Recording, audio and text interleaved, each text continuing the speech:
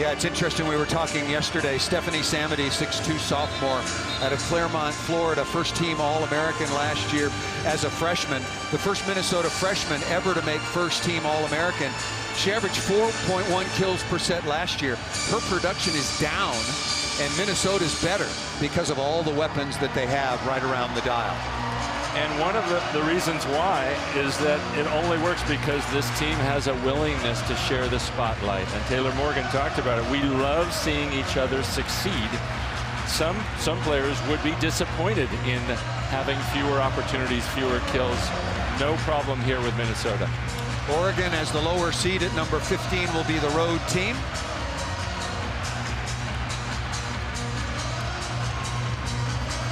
Minnesota 27-3 overall. Their only losses, obviously the one to Oregon that we've talked about extensively. Also lost at Penn State and to Stanford early in the year. Oregon will serve first.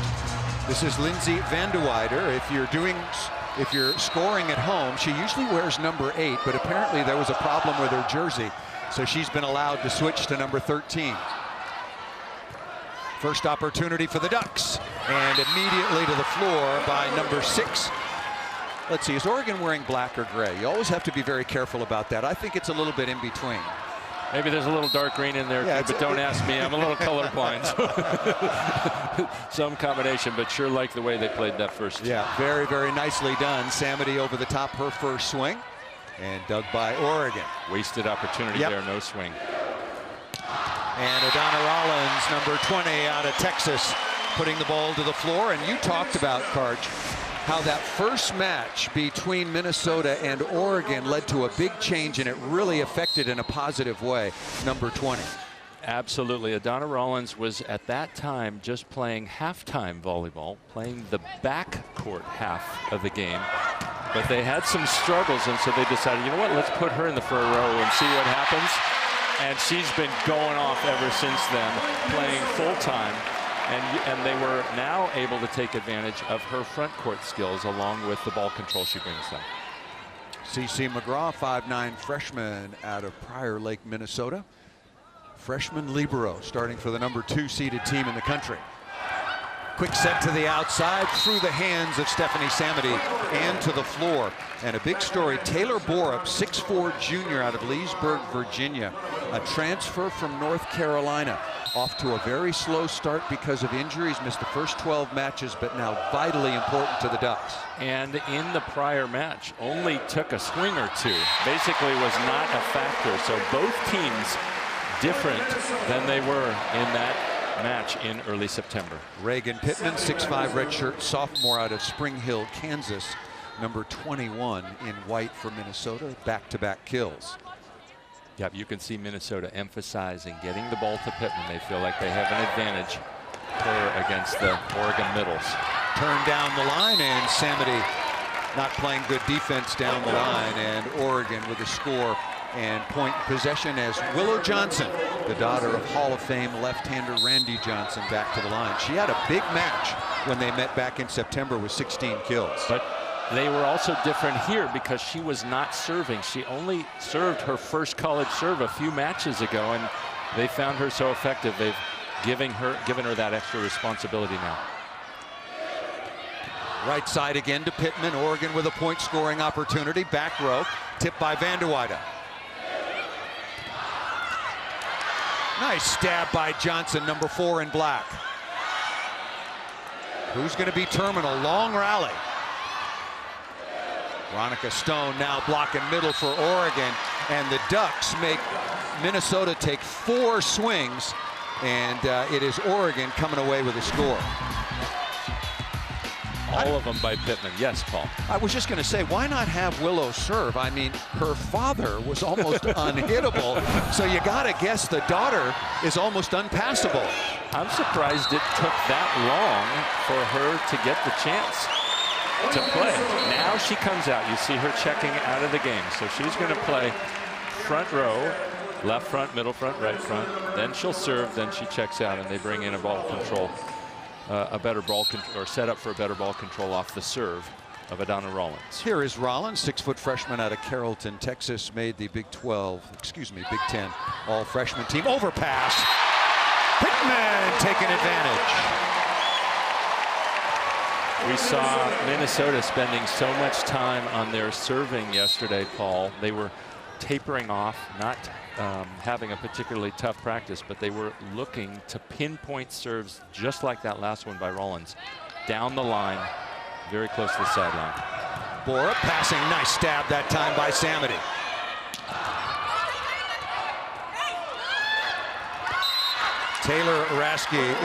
August Rasky, 6-foot senior out of Colorado Springs, a very athletic setter, and making the adjustment from being in a 6'2" last year when she only set part-time to now running the show. Yeah, in fact, sharing the setting duties for most of her career, now finally unleashed as a full-time setter. Got to watch out for her offense. She's very aggressive at the net.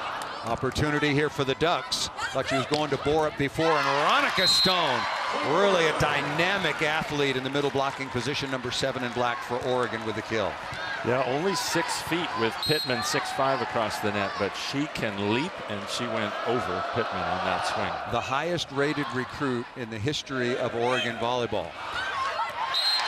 Number 19, Alexis Hart, able to put the ball to the floor, 6-foot junior out of Kansas City, second team, all Big Ten on the season.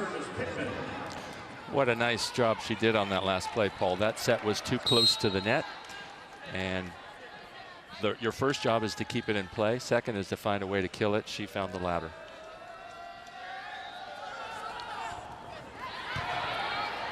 Tied at 6.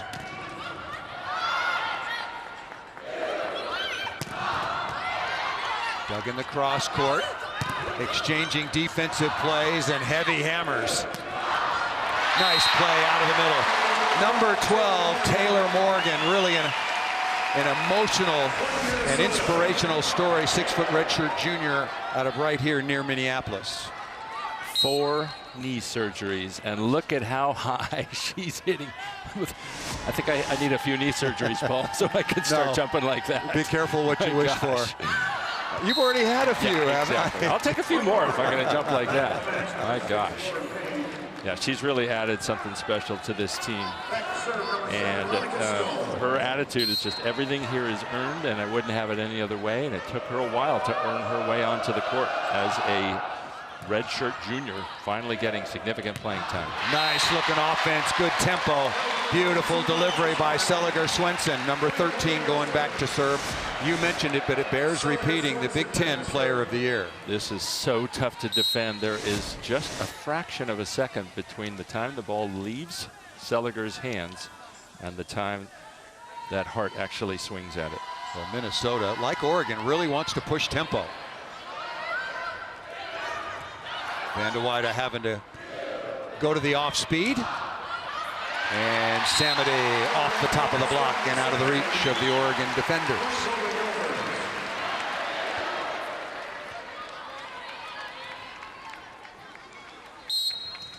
Very efficient. We expected that. Oregon can run cold offensively, but they can certainly hang around. With Van der Weyde, Borup, Veronica Stone, they have weapons. Tough serve down the line. Smart shot into the block to reset by Rasky. And rejected.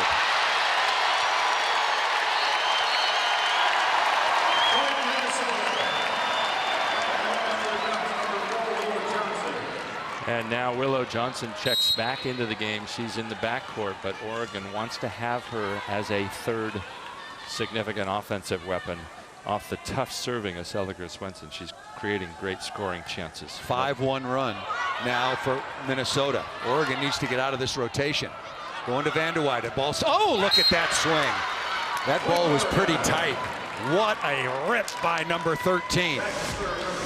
Yeah, Paul, when it's low and inside and tight like that, the hitter is very shot committed. She was committed cross court. I'm surprised Morgan didn't shut her down on that. Good looking offense again. Samity in rotation number 1. She wears number 10 in white.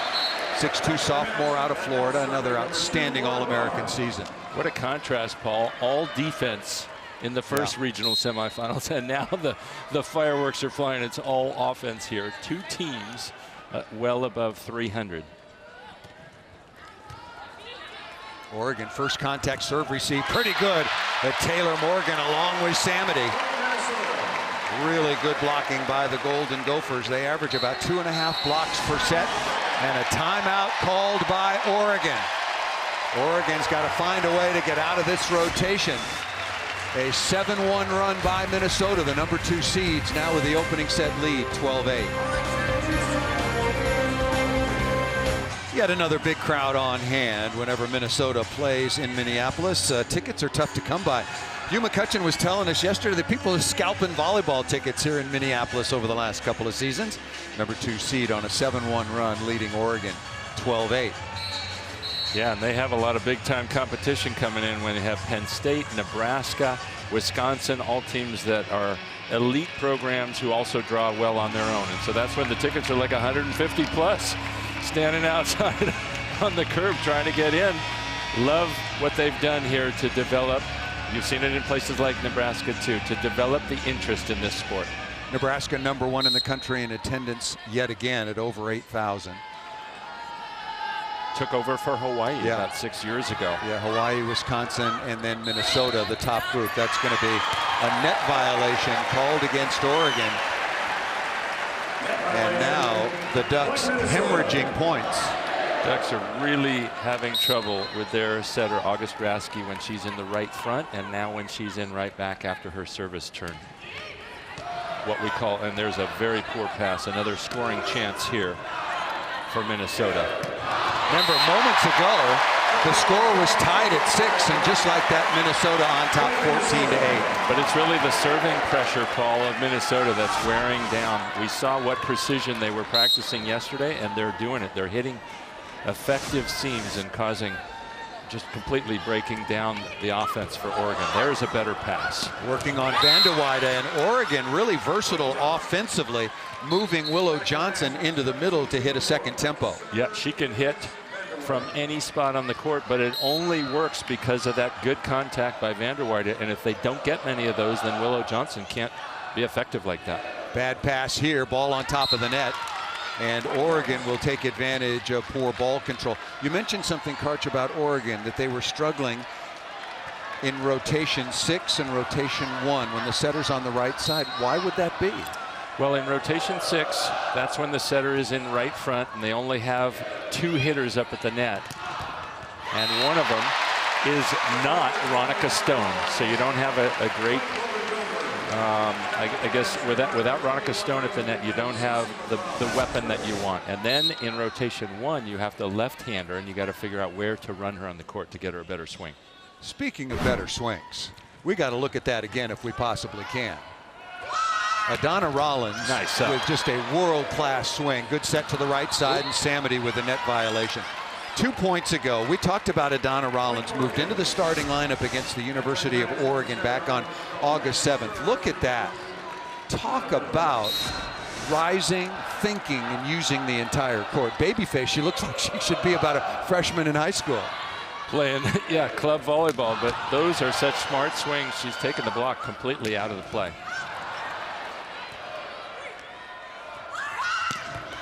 Willow Johnson into the cross court and finds just a sliver of the sideline. And so here comes Oregon now, only trailing by 3 at 15-12.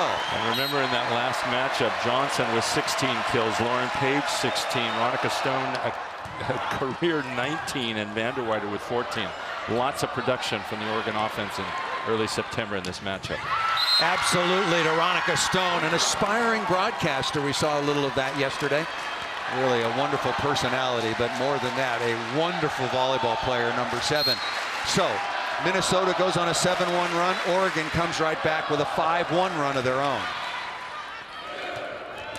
And Samity with a tap down. Nice, clever delivery by Seliger Swenson. And it's so much for Oregon. I think their strengths are when they have Ronica Stone at the net and when they have Willow Johnson at the net. When those two are in the backcourt, or their positions in the backcourt, that's when they were bleeding points.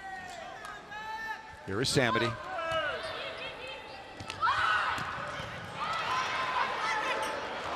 Pittman going off speed. Nice set. Oregon's got to take advantage of these opportunities. Willow Johnson off of Samity and out of bounds. So now Willow Johnson, the big left-hander, working the cross court on the wrist away. She's got 3 kills now on 5 swings. Oregon's hitting .250. Minnesota's hitting a cool .440. Been impressed with Samity's defense in the backcourt. Come up with 2 or 3 tough plays. Another opportunity. Borup a little bit tight. Nice. Good read by Rollins. And Willow Johnson missed that opportunity, and August Raske can't track it down. That's the downside to leaving Johnson in, is she's not as good a defender. That should be a ball that she can control. Reagan Pittman ran underneath it. And of course, now they check in, or check her out of the game, Willow Johnson. Looking to get her back soon with some easy side outs. Tip to the floor, nicely done by Raske, who's an exceptional athlete. You know, one of the biggest challenges, Karch, for Oregon is the balance. We talked about it before first serve of Minnesota. And you look at the box score, Pittman with 4 kills, Samity with 3, Adana Rollins with 3, right on down the line. Taylor Morgan has a couple, as does Alexis Hart. So every hitter chipping in. Yep. Brooke Van Sickle, 5'9" sophomore out of Battleground, Washington, on to serve. Alexis Hart finding a small seam. And that's all it takes. Again, the ball is not even in the air, probably for 0.8 of a second between touch, the second touch by Seliger Swenson, and the actual contact on the ball by Alexis Hart. Alexis Hart with a kill. Oregon's handling the ball pretty well. And once again, Vanderweide, all Pac-12, once again, number 13 with the kill. Lauren Page will go back to serve in that match. Earlier in the year, Lauren Page played as an outside hitter. Again, both teams adjusting their lineups during and after that match. Nice touch by Rollins. Rip over the top of the block, and that'll be tracked down. Cameron Tostad with the save for Oregon. And Alexis Hart again. Doesn't Adana Rollins, for a young player, really have some nice ball control? Yeah, in fact, that's what she was doing for her team at first, including in that match against Oregon early in the season. They were only playing her in the backcourt. That was her initial strength, but now she's producing for them offensively, staying on the court full time. Keep an eye on Oregon. This is the rotation. Set her in the right front. Rotation 6, where they struggled last time, gave up lots of points. Vanderweide with a nice swing, and CeCe McGraw can't track that down. Vanderweide now with 3 kills on 9 swings. Minnesota leading 19-17. Both teams exchanging big scoring runs. Short serve handled nicely by McGraw.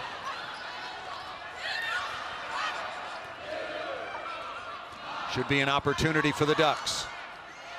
Not a good first contact, not a good second contact either. Hugh McCutcheon wanted a double. Ooh, no swing out of that. And another poor touch.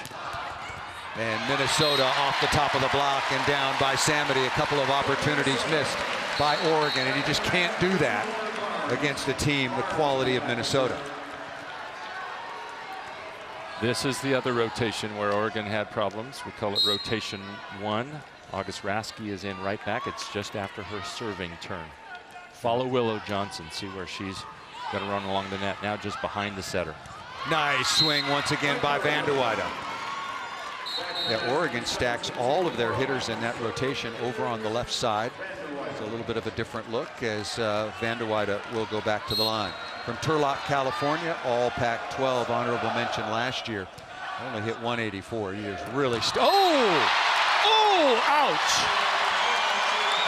And what a great view from the end zone. You could see how Minnesota isolated, and they had one blocker on each of their hitters.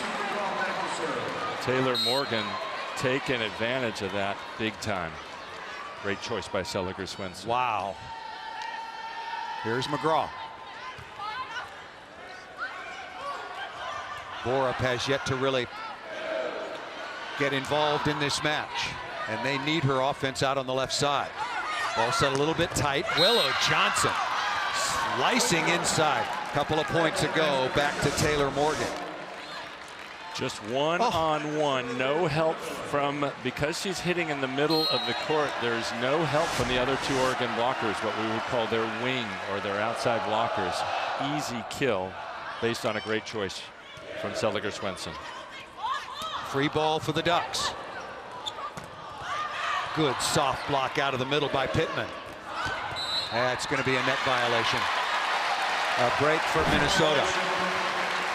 Taylor Morgan, Kart, you mentioned it.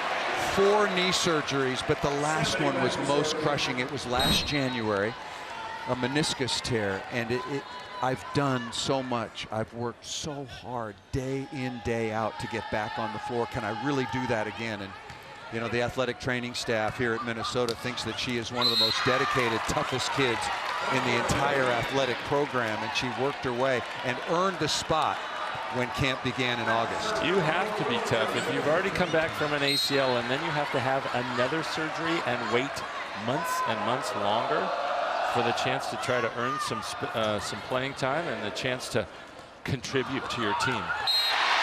Off-speed shot by Rollins. That ball should not go down. 5 kills now for Rollins. If you want to learn more about Taylor Morgan and her incredible story of perseverance and hard work and courage, really good article on ESPNW. 23-20, and Oregon is going to call a timeout. For Minnesota, still 462, 20 kills on 39 swings, only 2 errors. Oregon, not bad, hit 333. Let's take a look at the season recap for the University of Minnesota. The Golden Gophers 27-3 overall. Big Ten champions. You know, we talked about it, Karch, and I said before the season, I thought that the team that won the Big Ten might have as many as 4 losses. They were one match away. They lost at Penn State in 5. Seliger-Swenson, the Big Ten Player of the Year, also co-setter of the year with Jordan Poulter out of the University of Illinois. And that one match against Penn State was right down to the wire in the 5th. It was 15-12. But, you know, people were asking Coach, we asked Coach Hugh McCutcheon, hey, were you trying to go undefeated? He said, look, you don't get an extra trophy for winning the Big Ten. You just get one of them. Our goal was to win it. Didn't care if we go undefeated, run the table or not.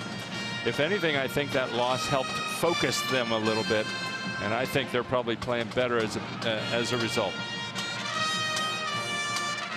Teams getting ready to come back out on the floor here at the Maturi Pavilion. Want to remind you the NCAA Women's Volleyball Championship coverage will continue with the national semifinals beginning Thursday, December 13th at 7 p.m. Eastern on ESPN.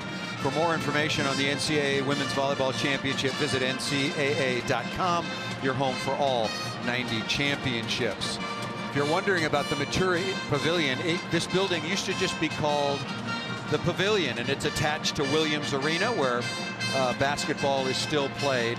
And Joel Maturi is the retired athletic director here at the University of Minnesota, who had the good sense to hire Hugh McCutcheon. You know, he had some things working for him. Hugh's wife, Wiz, formerly Bachman, wonderful family here in Minnesota, beloved family with a homegrown business. And so when you want to get back closer to your family, closer to your roots, certainly that's a little bit easier to do when you're trying to get a coach of Hugh McCutcheon's caliber. Good pass by Borup. A chance to get to set point. Hart going off speed. Nice dig by Rollins. What an impressive freshman. And then Hart over the top, but just out of bounds. All the Minnesota players saying, wait a minute, touch, and we might have our first challenge of this regional semifinal. Again, 3 challenges. You can touch ball in or out, or whether it contacted a player at the net or in the backcourt. Challenge foot fault at the service line, foot fault at the 3-meter line, whether or not the ball was in or out. I think there's a touch there off the pinky there of Veronica Stone. The ball was clearly out. 2 other areas that have been added to the video replay system. 4 contacts and whether or not a ball was up or down with a pancake maneuver. It's a big call. It's a really big call. Oregon has really struggled to stay in this opening set. Hit 333 in their own right. And remember, you have to have convincing evidence I'm not sure I see clear and convincing evidence to overturn this call. The Minnesota fans are convinced, however. They're showing the replay on the screen up above. Yeah, the technology, the touches always have been because of the speed. Oh, they called a touch. Because of the frames per second. And I hope you'll all join us for the national semifinals and finals next week, because we'll have a couple of super slow motion cameras, and it'll take some of the doubt out of these very close touch or no touch calls. Set point now for Minnesota.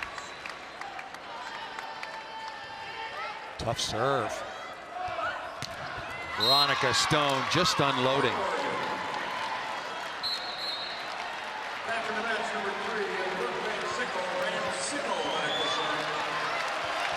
Defensive specialist Van Sickle on to serve. Set point number 2. Perfect first contact. Ball is still alive. Free ball coming to Minnesota. Not a good free ball pass. But good enough for Alexis Hart, just drilling into the cross court.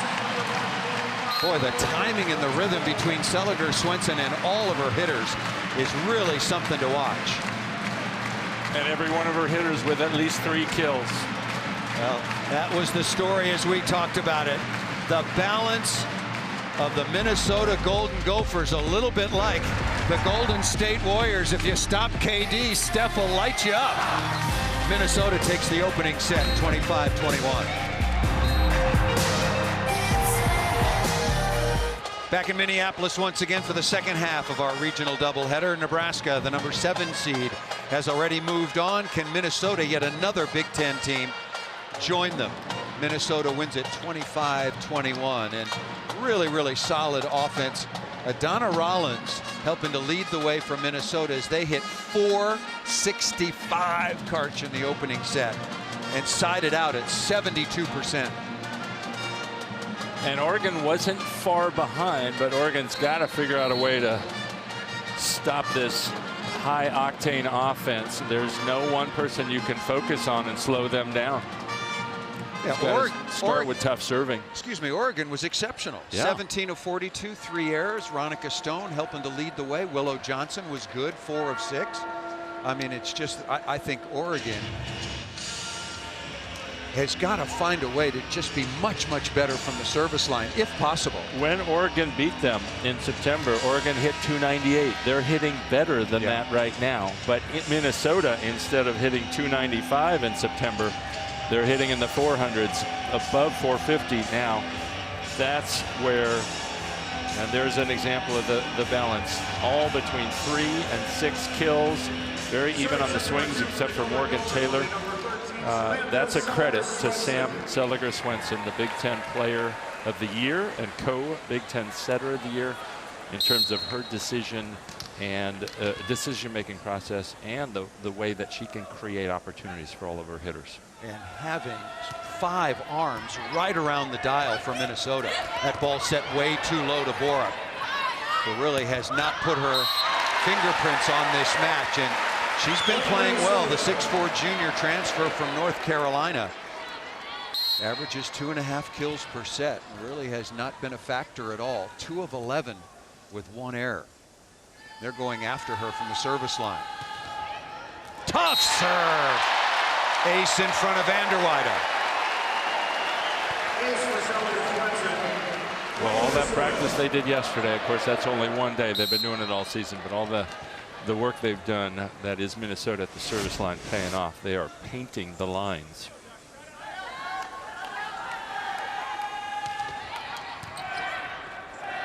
Good response by Vanderweider, but that ball missed badly into the middle of the net by Willow Johnson. 3-0 start for Minnesota. A lot about the game of volleyball has changed, but one thing that remains and will always be is serve and pass. You win that, you give yourself a chance. That's the contact Oregon wants to start with, but great dig by McGraw. Oh, I like that hustle. Nice off-speed change of direction by Alexis Hart. Wonderful defensive work and team play by Minnesota. You don't expect this out of middles, but what hustle by Taylor Morgan right there, keeping it alive, and her team can win the rally. That's I guess a underappreciated skill. It's called coverage off your hitters, keeping it up in the air so you can take swings and win points. Minnesota up 1-0 and also out quickly over Oregon, forcing a timeout. We talk about the balance offensively. This is another commitment to team play. Yeah, Taylor Morgan, I love that play. Some hitters, especially middles, will check out. They'll lose their focus, but she stays involved in this play. That's called coverage or hitter coverage. When somebody other than you is attacking, you have to be one of the 5 players that stays ready to keep the ball alive. Wonderful play by her. And it's an indication that you care about your teammates too when you stay engaged like that to help save a player from getting stuffed. That ball put to the floor, a much needed side out from the timeout by Lauren Page. Yeah, in the opening regional semifinal between Nebraska and Kentucky, we had a defensive battle. Kentucky held to a season low 165. Nebraska well below what they had been doing throughout the year. This is a slugfest. A rare shank pass there by Adana Rollins. Oh, nice crank by Ronica Stone. Wow, Ronica Stone, watch how fast she is. She's going to come off the net. She was blocking. She didn't even get, there it is. She gets one step off the net. You would prefer it much more, but she just didn't have time. She wisely shortened her approach. And speaking of wisely, Stephanie Samity with a really smart shot. A low-calorie point there, kill. She didn't even have to swing. She saw the open spot on the floor, drops it into the donut hole in the middle. So that's a carrots and celery kill. Yeah, that's a veggie kill. Hey, we had some great veggies last night. Yeah, we did. We did. That's a collard greens kill. There you go, with some vinegar on it. That ball tapped by Stone once again. I've been very impressed, Karch, with Van der Weide's ability to control the ball. She's a nice passer, and she digs her area exceptionally well. She's now in the all-black next to the libero in the middle back. Yeah, and Oregon's so happy to have her healthy so that she can make a contribution in each of those phases. Another very wise kill, a lower calorie kill by Stephanie Samity. Of course, there are going to be plenty of times when she's going to swing hard, but not that time. High snap to the corner. You know what I'm wondering is, how did Minnesota lure somebody away from Florida to Minneapolis? But they have a history of that. They got a great Dolly Santana from Puerto Rico here, so they can get them. Taylor Borup finally with the kill. You know, I looked back at it. You know, you have Adana Rollins, who came from Texas. Stephanie Samity had never seen snow until she came to Minnesota. But remember Lindsey Berg, who played for you at the Olympic Games? She's from Honolulu, Hawaii. Yeah. She came all the way to Minnesota. And she would say, you know, my freshman year, I had some some second thoughts when it got second, third, and fourth. When it gets to be -5 in the daytime. Reagan Pittman, number 21, outstanding middle blocker, first team All Big Ten, the 6'5" redshirt sophomore. Balance again. Hart with 7 kills, Samity with 6, Adana Rollins with 5. Adana Rollins is 5 of 8, no errors, hitting over 600. Very impressive player. Van der Weide finds a small seam. The one thing I'd like to see Van der Weide do is just give her setter a little more time. Sometimes she shoots that first contact at the net, and there's no time for hitters to take their approach. Now here with Ronica Stone, one of their key weapons, rotating to the back court. Pretty easy serve. Good touch. Van der Weide going off speed. Both teams exchanging off speed. And August Raske, pretty athletic setter. Yeah, but it all started with a middle Ronica Stone. Not the toughest serve, but 2 nice first contacts there to give her team 2 swings. The second one put away by August Raske. Stone and Oregon back within 1. And that's going to be a net violation, that going against Rollins. A rare setting error for Seliger Swenson. We'll call a trap set, way too tight, nowhere to go. Crowd here at the pavilion getting a little bit antsy.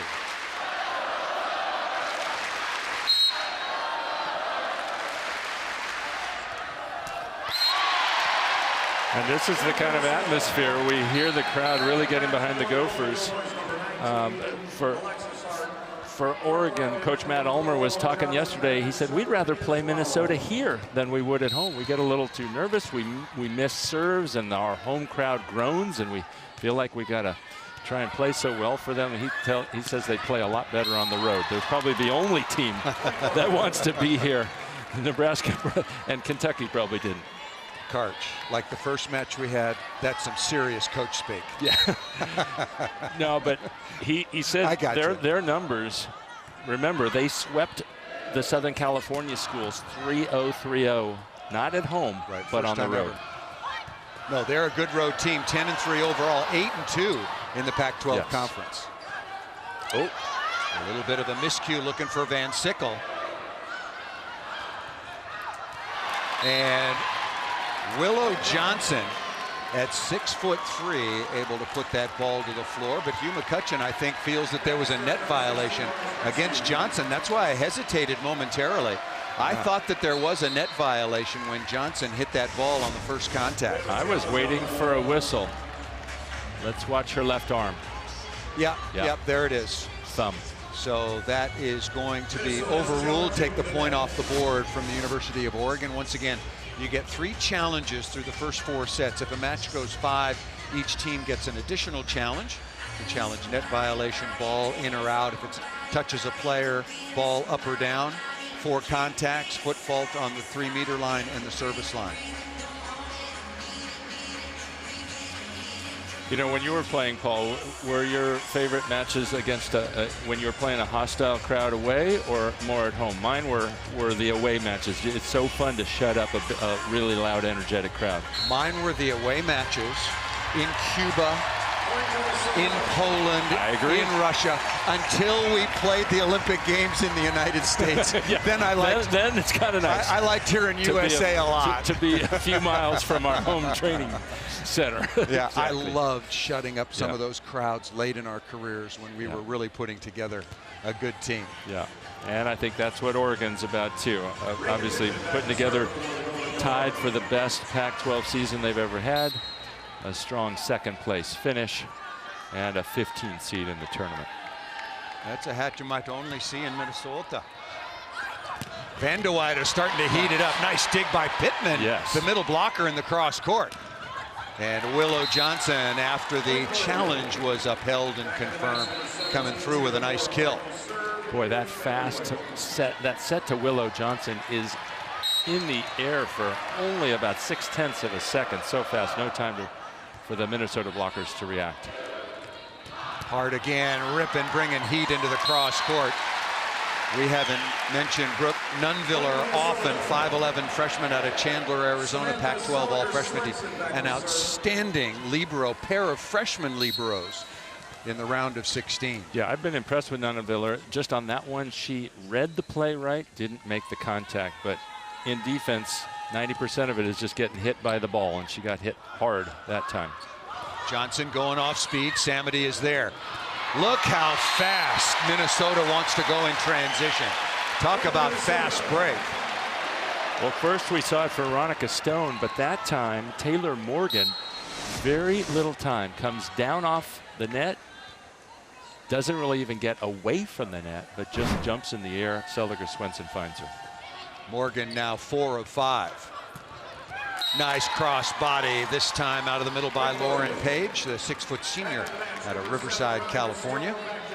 That's quite a combination, Paul. The last time these two teams played, Page played outside hitter. You don't see many middles who can take a swing on a high ball on the left and then also middle block. On the overpass, Bohr up there to tap that down. Yeah, and Page had a very productive match. He had 16 kills as an outside hitter. Oregon into the NCAA tournament, speaking of 16, for the 16th time, 8th in a row. This is their 5th regional semifinal, and the 2nd time in this building. Nice off blocker work by Willow Johnson. That ball has got to come up.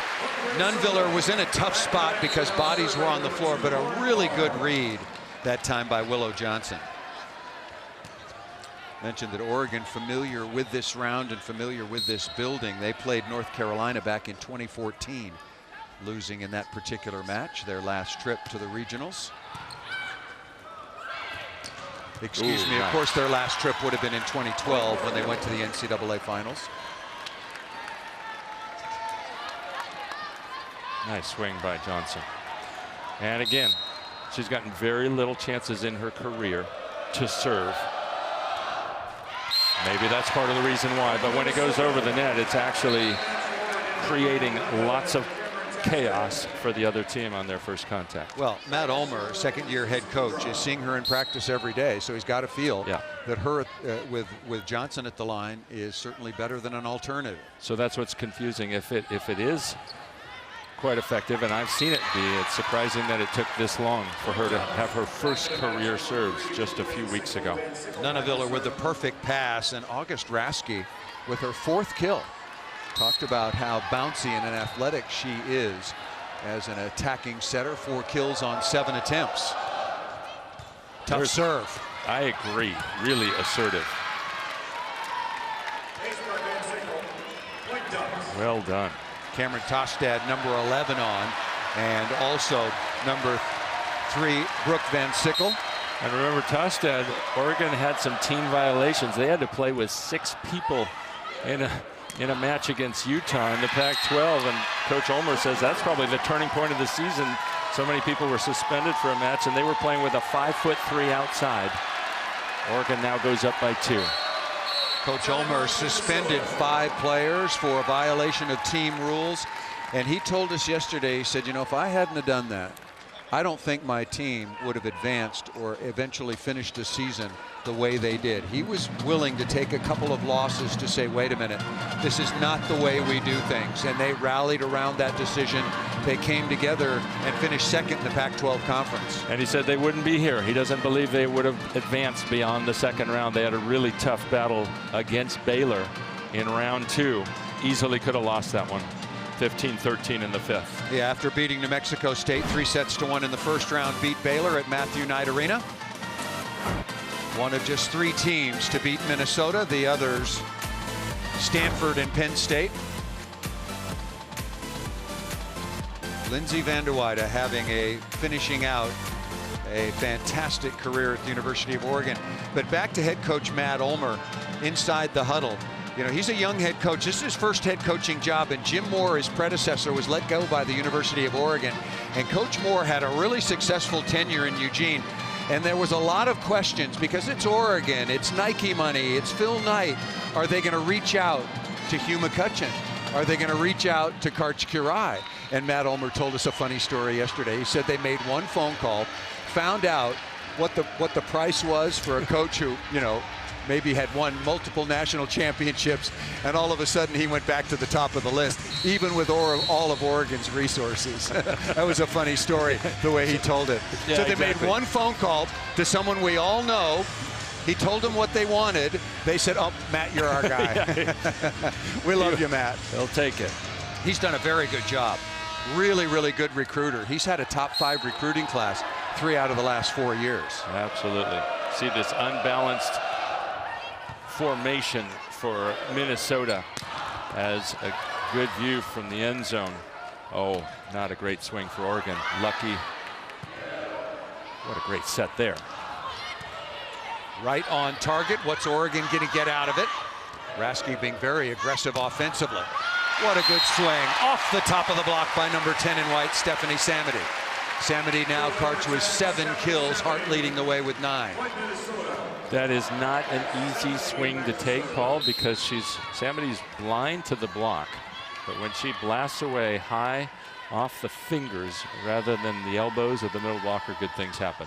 You learn how to hit that shot with lots of repetition in practice. Veronica Stone again bringing the heat. Van der Weide trying to hit high flat and missed the touch. Tied at 15. That was a good swing. High, hard, flat swing. Just missed the touch by a centimeter.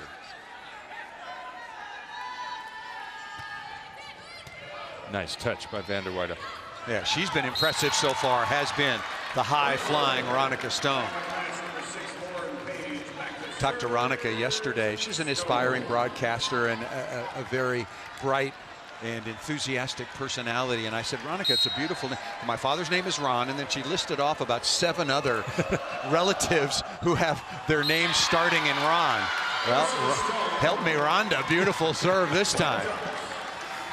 Whether it has an H or not, it had an A for ace. That's right. And she is scoring well at the service line for the Ducks this season. And as you pointed out, with a couple of touches, defending her position well. Playing left back.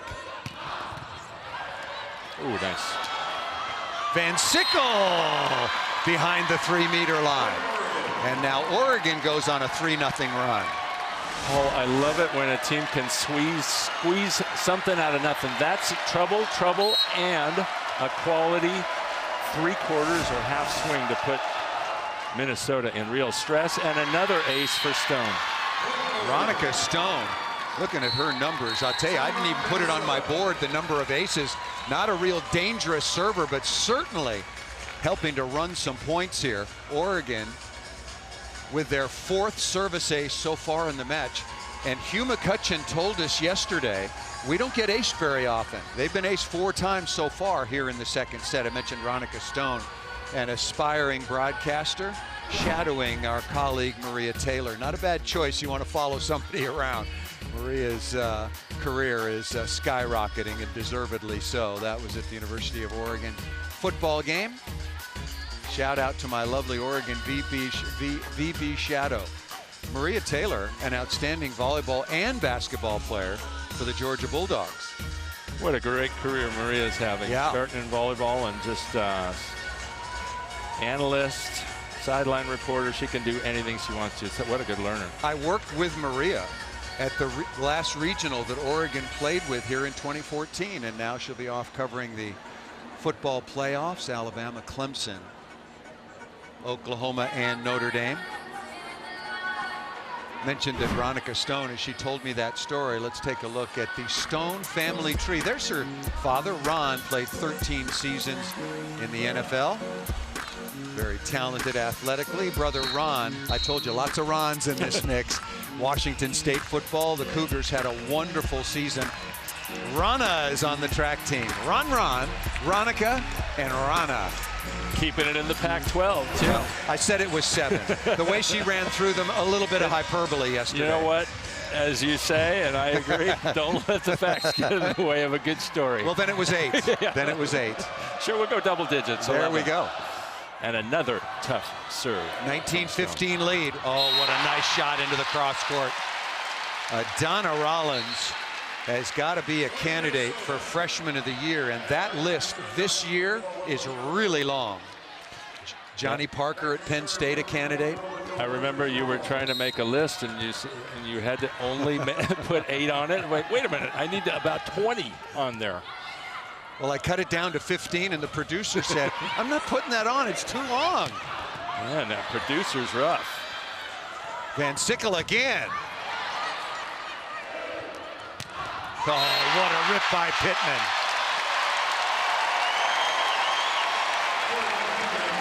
Oregon's got to be careful here. And, of course, Minnesota looking to get Pittman the ball, but Oregon is in that rotation. Their setter, August Rasky, is in right front, and they only have 2 front court hitters. Need a good pass. That's a reasonable one. Chop into the cross court, another chance in transition. Rasky with a first contact. Nuneviller steps in.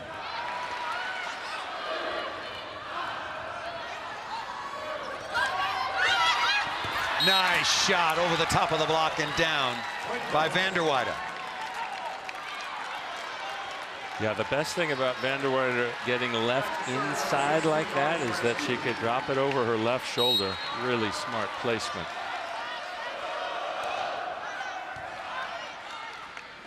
This has been a good mini run through a couple of rotations for Oregon. Van Sickle, big hitter out of the backcourt. And then Samity tucking that ball. A little bit of off speed. Nice wrist snap that time by number 10 in front of the Oregon defense. Van Sickle's only 5'9". She could take some high-powered, high-quality swings out of the backcourt. They love having her on defense because she can get the ball up in the air and then be an offensive weapon. Willow Johnson showing her versatility, hitting multiple rhythms off the right side. Willow Johnson, watch her run all the way across the court, right to left on your screen, and that is not easy to do as a left-handed hitter, and to do it on a quick set. The ball is barely out of the setter's hands. Kill Johnson. Oregon leading 21-18. Ooh, what a hammer into the cross court. 10 kills now for Alexis Hart on 18 swings. No errors. Watch how high she gets up. There. Takes the block completely out of the play. Needed more help from Borup as off blocker. She wasn't really involved in that play for Oregon. Here is Seliger Swenson. Oregon leading 21-19. Good touch. Samity is there, dig number 11. Hard again. Look at her move the ball around. Exactly, Paul. The last play went sharp, and so Nunaviller moved sharp, and then she hit the corner. Timeout called by Oregon. Minnesota back within one. Alexis Hart having a big match. Averages just about 3 kills per set on the year out of Kansas City, Missouri. Second team, all Big Ten. In the front of your screen, you could see to your left, Nunaviller placed herself, positioned herself more for the sharp cross court. So Hart adjusts and finds space in the corner. Minnesota in a regional for the 13th time, 6th in the last 7 years under Hugh McCutcheon.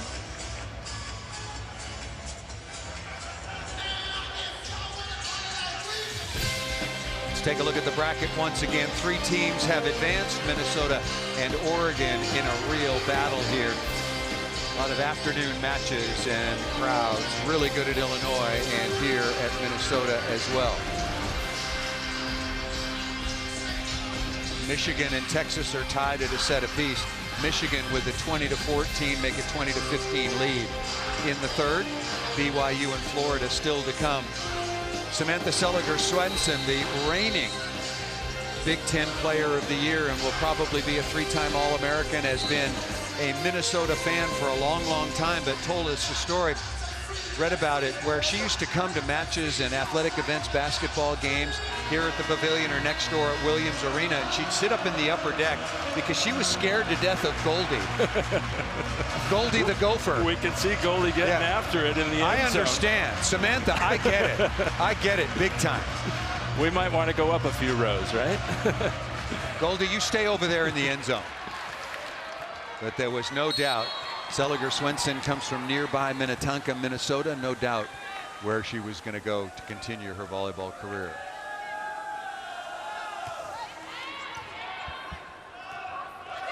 Blocked out of the middle by Morgan. Tied at 21. What a great read by the block of Minnesota. 4 hands, 2 players in front of that quick hitter. No place for her to go.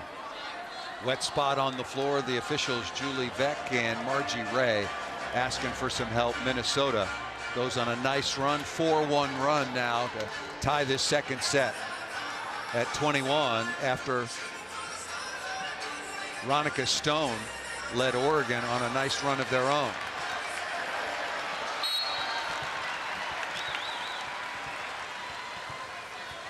Borup on the left side, Page in the middle, Willow Johnson on the right. Tough serve. Borup is rejected.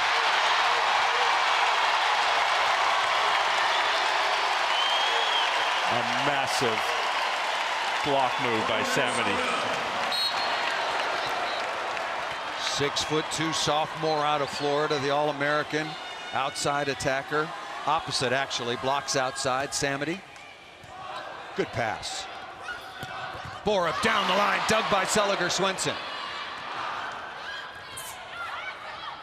Nobody available out on the left. Got to go to Johnson and finds a seam in the block, tied again.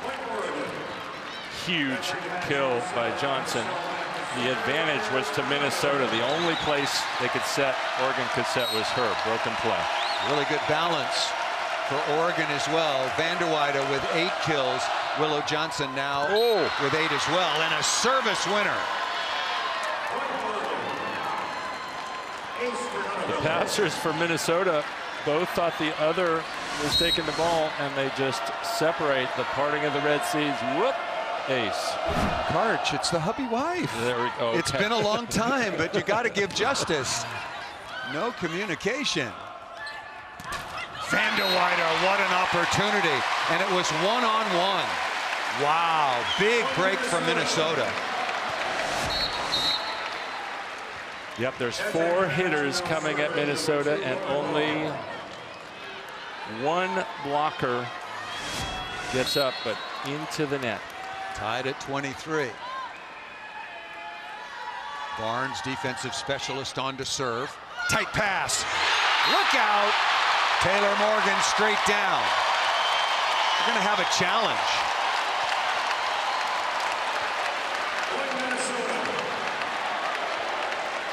And I didn't think so. I didn't think anything. I didn't see. Oh, we're going to challenge that ball was on the floor. Oregon contending that the ball was still in play and had gone off a defender's foot. Wow, bang, bang play. Yeah, Paul, it's a detail, but it counts. Oregon's passes tend to be a little flatter and lower, and they'll travel over the net sometimes. Check. Wow. Well, Willow Johnson certainly wasn't trying to play it off her foot, but if it's up, it's up. No. Oh, that bounced. No, that ball's down. At first, I thought Coach Ulmer was wanting to challenge for a net. Yeah, I did too. I don't think he's going to get that call. No. And that's where, to be careful, frugal with your use of challenges. He really, and I don't know, he might have, but you want to ask your player, look, did you really get that up? We're not going to waste this challenge unless you completely got your foot under the ball. Call is confirmed, and now it's set point number 1 for Minnesota. Number 2 seed Golden Gophers won the opening set 25-21.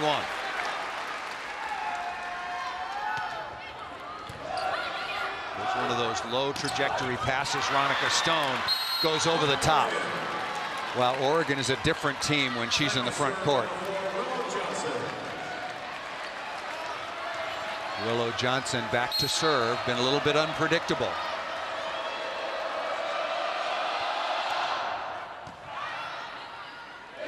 Rollins. They can play that. Oregon's going to have a chance. They're going to get a swing from Bora. Dug by McGraw. Nice touch. Back to Samity. Oh, Vanderweyde was breaking the wrong way. And it's set point number 2.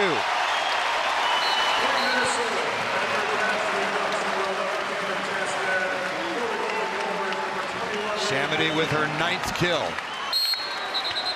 There might be a lot of balance on this team, but you know where Seliger Swenson's going. When it's point scoring time, she's going to Samity. And Vanderweyde had her lined up, but then the block deflected it. And the key on defense is if there's a deflection, you have to be able to be balanced enough to make a second effort. She committed to the first one. Ronica Stone getting some attention over on the sideline. Wears a brace on that left thumb, getting a little additional support. Here's the last swing coming to Samity. So Vanderweyde across the net in middle back on your screen. She commits and drops her knee to the floor, so she didn't stay balanced, couldn't pursue the ball. Here is McGraw, set point.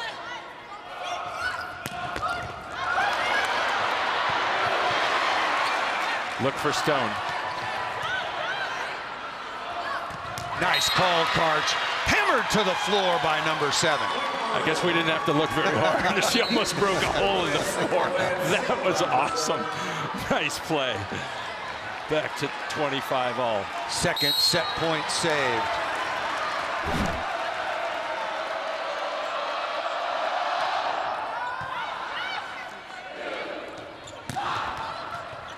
too close. You cannot make a touch like that. Paul, that's so easy. They're trying to put the ball so close. Keep Raske 4 feet off and give her a chance to set one of your offense. And you had Veronica Stone that you could set the ball to. Here is Samity, set point number 3.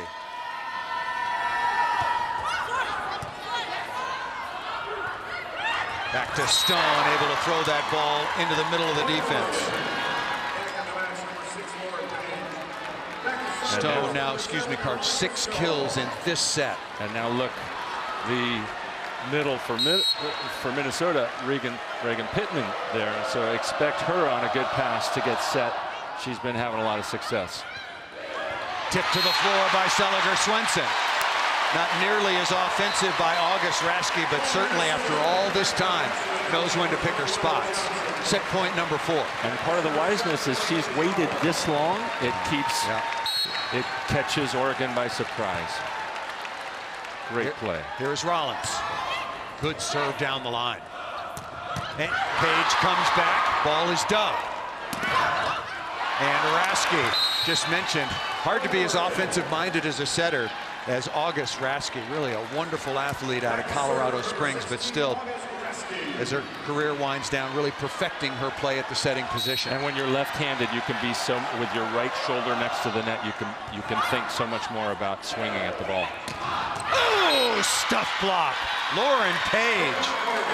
Alexis Hart gets stuffed, and now it's a set point for Oregon. Again, I would look for Regan Pittman here. She's been having success. Hitting about 300. You can't set her on that pass. Nunaviller with the dig. Close to a lift. Page!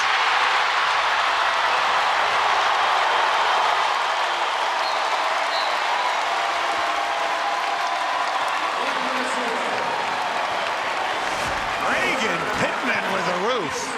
This was almost a sure point for Oregon, but she dove to her right, took the cross body. Pittman didn't get the swing, but she gets the point. Tied at 28.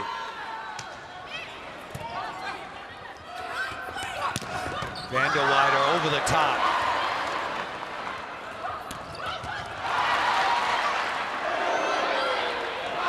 Off speed, Raske with the first contact. Nunaviller stepping in. Into the cross court. Heavyweight fight. Heavyweight fight. What a fun match. Vanderweider now with 9 kills on 23 swings. Set point number 2 for the Ducks. And Minnesota has a third option, Samity, possibly out of the backcourt. Very easy serve. A lollipop, and Minnesota gobbled it up.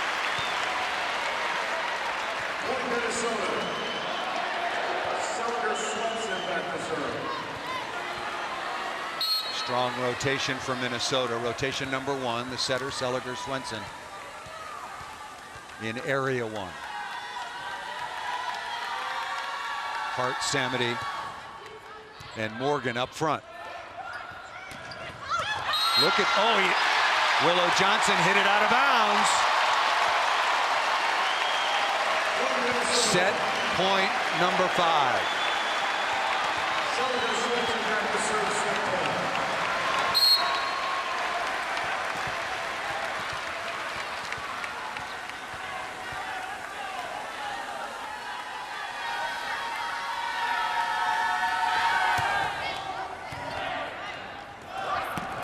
Tap down again. Lauren Page, I'll tell you, Oregon is passing the ball. They are really being tough right now. Tied at 30. In overtime. Got to win by 2. And Veronica Stone checks back in for Oregon. They love having her as a weapon.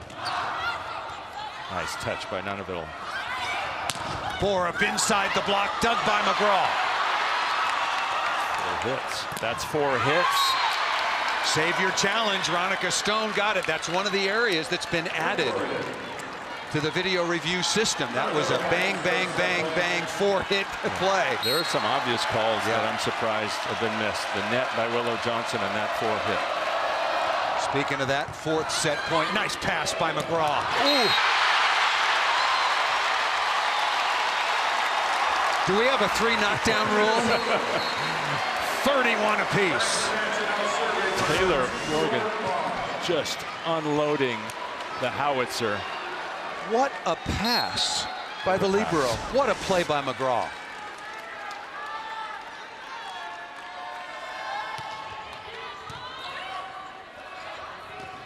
Veronica Stone didn't get all wood on it, and racking up the kills in this set. She's laughing like she missed that ball and still found the floor.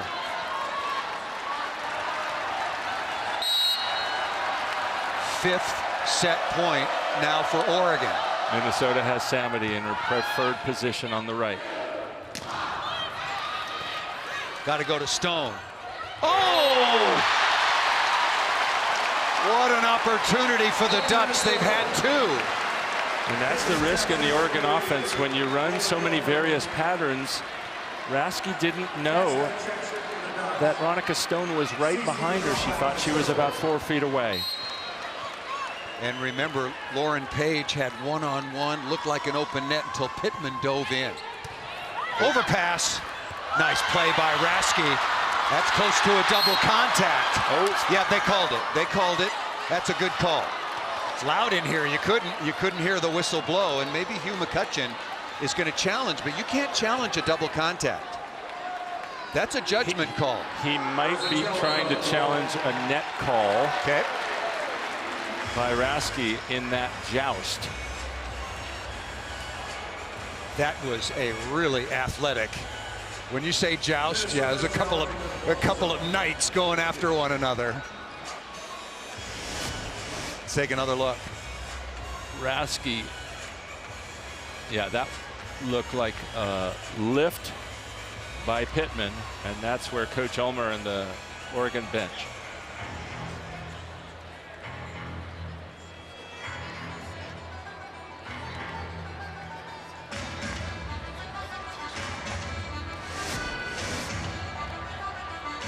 So taking a close look, did August Rasky net on that initial joust?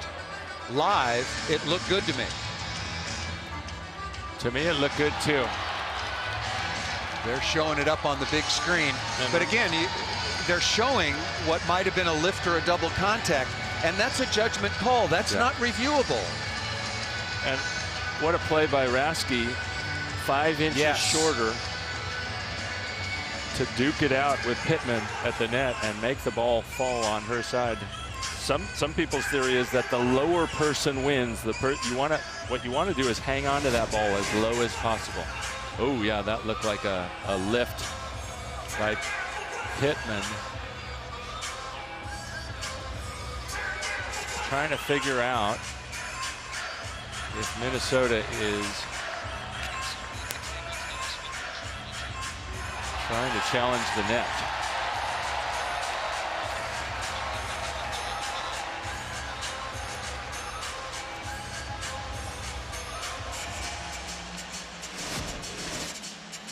Well, being advised from the scorer's table that Minnesota was challenging whether or not that ball was up or down.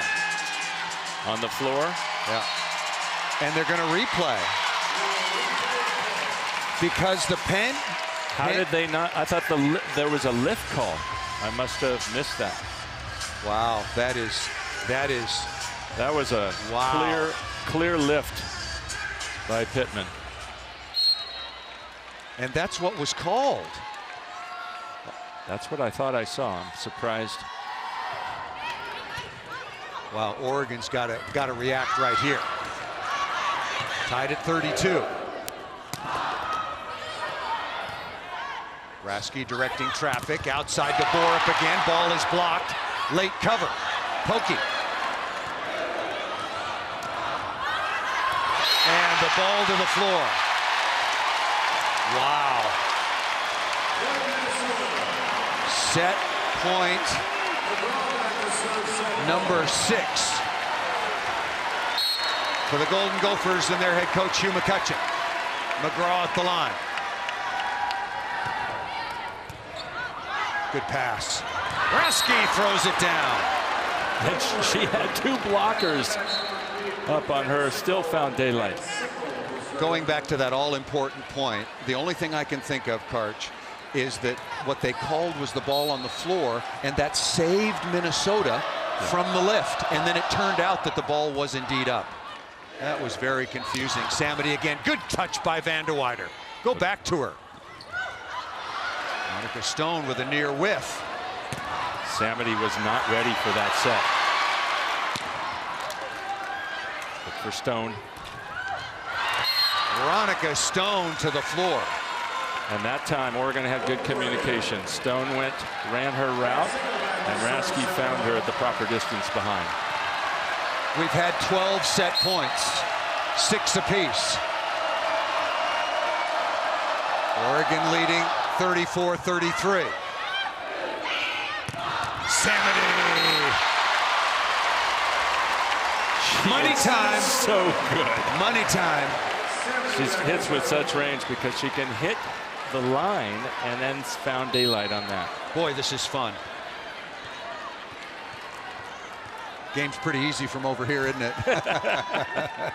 Tied at 34. What a serve to take Stone out of it, and she still finds a way to take the kill. Veronica Stone is going to be an All-American, and she's playing like one right now. How many kills does she have in the second set? She's got 10 kills in the second set alone. Samity was trying to slow her down, made her pass the first ball, and she still figured out a way to run her route. 7th set point. Minnesota in some trouble. Oh, that could have been a double contact.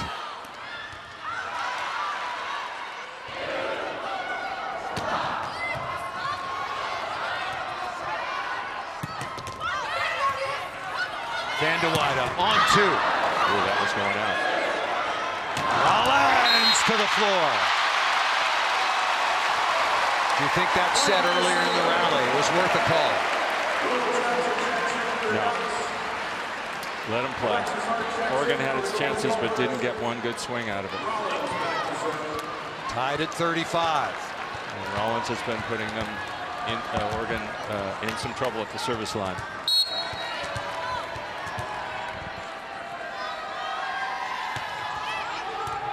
Tight pass. What a smart play once again. August Rasky is really, really clever at the setting position on tight pass. Remember that joust? If she lets that ball travel 2 more centimeters, Reagan Pittman buries it. And those tight passes work great when she's front row, not so well when she's back. Ball served out of bounds on Oregon's 8th set point. Reagan Pittman to the back line.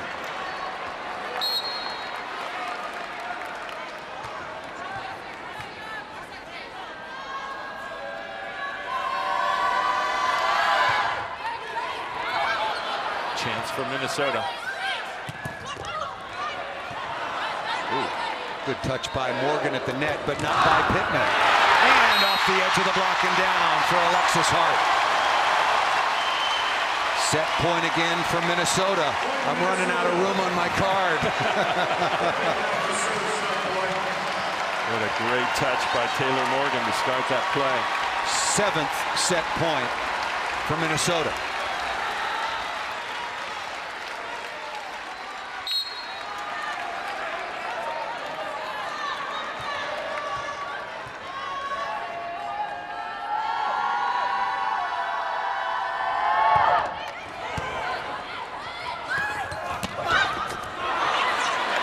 A chance for the win. And a wild swing out of bounds by Samity. The whole crowd was ready to raise the roof off this building. I think Morgan was trying to do too much. Oh, yes, it was Taylor Morgan, excuse me. And she hit the scorer's table. A break for Oregon. There it is, back to Samity. Crushing into the deep cross-court corner. You talk about red zone volleyball after 2020. Veronica Stone for Oregon. Stephanie Samity for Minnesota, the go-to money players. Speaking of that, the Big Ten Player of the Year, Samantha Seliger-Swenson, back at the service line.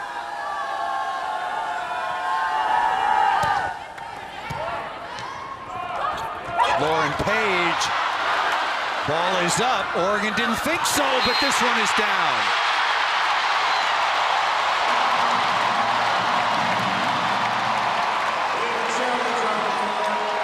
We might have a challenge. We've already had one incredibly important challenge by Hugh McCutcheon on the pancake, and now Matt Ulmer is looking, hoping, if you're the Oregon Ducks or an Oregon Duck fan, that that ball hit the floor from Lauren Page.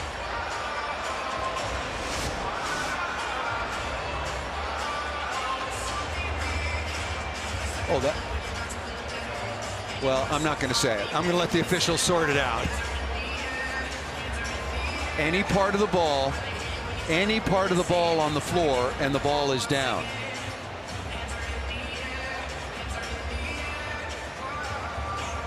And Oregon's been attacking that particular spot on the court.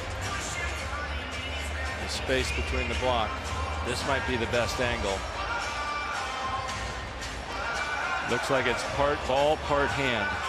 Again, the ball contacts the floor, and the video evidence has to be 100% conclusive. Is that to you, Karch? To reverse the call? Yes. Not sure it's conclusive enough. Wow. Okay.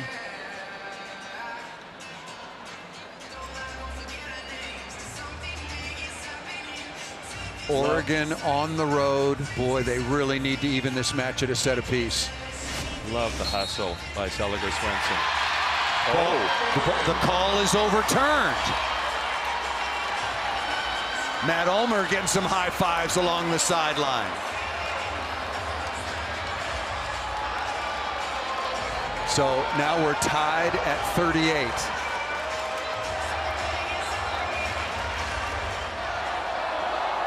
That's one way to ice the server. Wow. So Brooke Nuneviller, 5'11" freshman, outstanding libero. Both of these kids playing the libero for Minnesota and Oregon have been fantastic. Easy serve, easy serve. Oh, Nuneviller was there and had that ball taken away by Van Sickle. Van Sickles has run out of subs. And normally they would want Borup in the front row, but they can't take her out anymore, so Van Sickle stays in. Van Sickle's shown a pretty good arm. She may be undersized, but she can swing. Good pass. Combination play ripped to the floor by Johnson. What a clutch pass that time by Vanderweider. Clutch pass. You can see her jumping in the way of other passers, but now you have Samity lined up across the net against a 5'9" Van Sickle. I would expect the back set from Seliger-Swenson, even on this kind of a pass. Off speed to Van Sickle. Off the edge of the block and down. I told you she had an arm, KK. She does have an arm, but she was swinging to the moon at Taylor Morgan. Set point number 9. Last serve by Johnson was pretty good. I would look. Twice in a row. Yes! Brooke Van Sickle with a couple of back-to-back kills. Give me some playing time, coach. How about that?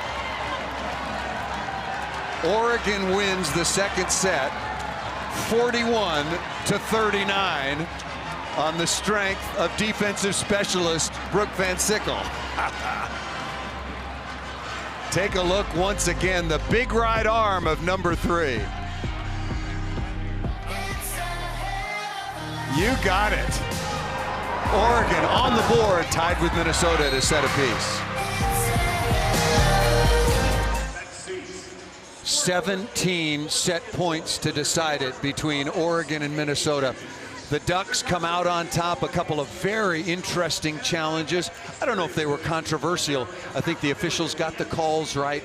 Oregon prevails 41-39. Let's take a look at the bracket. 3 Big Ten teams have already advanced. Nebraska, Illinois, and Wisconsin. Wisconsin and Illinois will decide a spot Saturday at 4 Eastern time on ESPNU, and Nebraska waiting in the wings after they easily took out the SEC champions from Kentucky. 3-0. Let's take a look at the other side of the bracket. The number 1 seed Stanford Cardinals. They're in action later on ESPN3 at 8:30 Eastern time. Texas and Michigan really in a battle. Texas up 2-1 but trailing 9-7 here in the 4th. Paul Sunderland back with Karch Kirai. Boy, that was fun. That was really good. So many clutch plays in so many phases of the game. Blocks, digs, incredible. But I feel that if Oregon didn't win that set, they might not have a chance in this match. Now they're right back in it. Do you agree? I do agree, and it's so fun to see these two absolute warriors, Samity and Ronica Stone, across the net exchanging. Most of the set, or at least half the set, was in the red zone because it's beyond 2020 clutch time. All those players were so clutch. There were a couple of pancakes, both of them challenged, one successfully by Hugh McCutcheon and then later on by Oregon head coach Matt Ulmer. Was that ball down? Initially it was ruled up. On review and used in the challenge, that ball was ruled that it hit the floor. I thought that was the correct call. Gave Oregon 2nd, 3rd, 4th, 5th, 6th, 7th, 8th, 9th life, and they pulled it out 41-39. Ronica Stone again, number 7. We knew she was dynamic coming in, but 10 kills in the 2nd set alone. And so difficult for Minnesota. You think you won, and then there's a challenge. They had, if you remember, they had walked around the net. They were standing by us ready to make the side switch, and then they had to go back to their side and continue playing. A defensive battle in the opener. Nebraska all over Kentucky, holding them. They being the Wildcats to a season low efficiency of 165. And now it's all about the offense and who gets the last swing. And Ronica Stone got a lot of really important swings. And everybody in the building knows it's coming, but sometimes the combination is so good you still can't slow it down. Yeah, we called it a few times during the rally. She is unstoppable, whether it's staying in front of the setter like that, off 2 feet, or going to the far sideline, and quick in transition also. All the middles for both these teams, fun to watch, whether it's Morgan and Taylor Morgan and Pittman for Minnesota, or Page and Ronica Stone for Oregon. Really good offensive numbers for both of these teams, particularly for Minnesota, hitting .390 so far on the early evening. 105 swings, Karch, 6 errors for Minnesota. Will you let me round that off to 6%, please? I will let you do that. Okay, thank you, thank you. And for Oregon, hitting .308. 5 blocks for Minnesota to only 2 for Oregon. A real defensive battle. 49 digs for the Ducks, 50 for Minnesota. Both these teams more effective offensively than they were when they played in early September. So this is a battle of the offensive guns here. We saw a defensive struggle through the kind of the quicksand in the first match. Alexis Hart with 12 kills. Stephanie Samity with 12. Look at the match so far that Taylor Morgan is having. Ooh. 7 of 9 with 1 error, hitting .667. Yeah, when Minnesota has that pass, I'd be looking to get her the ball as much as possible. Well, let's all take a deep breath, settle in after playing quadruple overtime in basketball terms. Have you ever been part of a set that was longer than that, Karch? 41-39? I have not. That's history has been made. That's a really fun one to follow. Borup back in the starting lineup. Adana Rollins is blocked. Willow Johnson along with Lauren Page to open things up here in the 3rd. This is the Minneapolis Regional. Nebraska again has already moved on. The 38th NCAA Women's Volleyball Tournament. Minnesota looking to get into the regional finals once again. Back-to-back blocks. Nice play by number 6, Lauren Page. That reminds me of that huge block Reagan Pittman had to save the set. Reaching to her right, Lauren Page. A rare point for Oregon off of Morgan Taylor. 3 straight stuff blocks by Lauren Page. Oregon only averages 2.45 blocks per set, so they're good in that category. Samity wristing half speed over the top. More confusion on the routes. Got to get a good swing. Off speed again. Johnson through the block and down, and maybe Minnesota needs an early timeout. Wow, Oregon responding nicely after winning that nail biter of a second set, 41-39. No timeout called by Minnesota. Coach McCutcheon letting his team figure it out.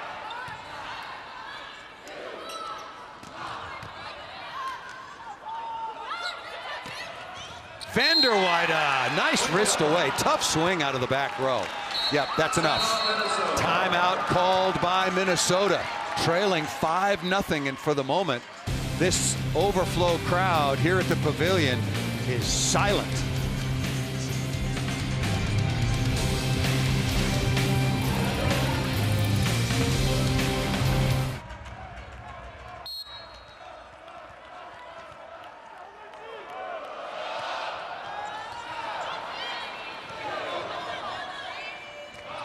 Oregon's going to get a free ball and a quick early look at extending the lead. And that ball hit out of bounds by Taylor Borup. Was out at the end when Oregon ran out of substitutions in that marathon second set. And Brooke Van Sickle came in Borup's spot and put down the swing to take the lead and the swing to close it out. Page tapping. And Adana Rollins not there with the fister. Yeah, she went for that with one arm. Need to get 2 on that. Double the surface area, double the contact. You wonder if Matt Ulmer, I know it's a small sample size, as you're so often to say, Karch, but Van Sickle, you got to think about that. Borup hadn't done much so far in this match. Reagan Pittman off the top of the block. Now Borup hitting 0 on 20 kills. That means on 20 swings. That means 3 kills, 3 errors on 20 swings. So she is a net 0 for Oregon. As many points for the other team as for her team. Oregon's passing the ball exceptionally well. Combination play. That ball is dug, but just out of bounds. Willow Johnson, just like she was back in September when Oregon beat Minnesota, along with her teammates. Johnson had 16 kills, having a really nice match. She is not a net 0. Definitely creating lots of positive plays for Oregon. And serving pretty well. Right side to Pittman. Shot up into the block. Getting the offensive rebound. Ball set too low. Seliger Swenson in a little bit of a slump right here. Both those sets were not really hittable. The first to Pittman, too close. Pittman made a great choice to get the ball back off the block. Second one, not well positioned for Adana Rollins. Oregon up 8-2. Tough serve again.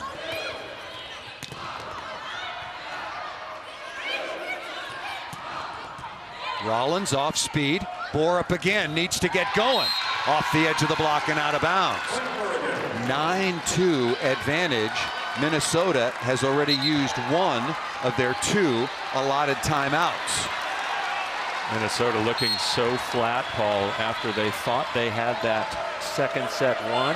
Challenge overturned. They had to go back to their side and regroup. Willow Johnson continues to do an outstanding job serving.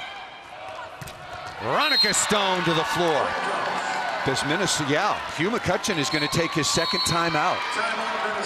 You can't wait. I was wondering if you might think about a controversy and just throw in a challenge to slow things down so you didn't have to burn your second timeout. I don't even know how many challenges they have left, but, I know, but they're getting, you almost don't want to burn a challenge for just to use it as a timeout because there's so much match left to go.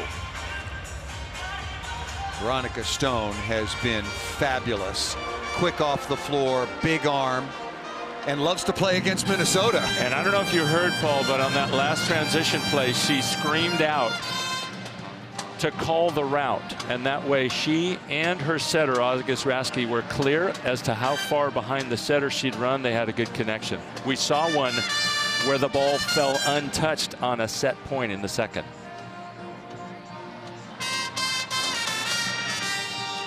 Timeout called by Hugh McCutcheon and Minnesota. NCAA Women's Volleyball Championship coverage continues with the national semifinals beginning Thursday, December 13th, 7 p.m.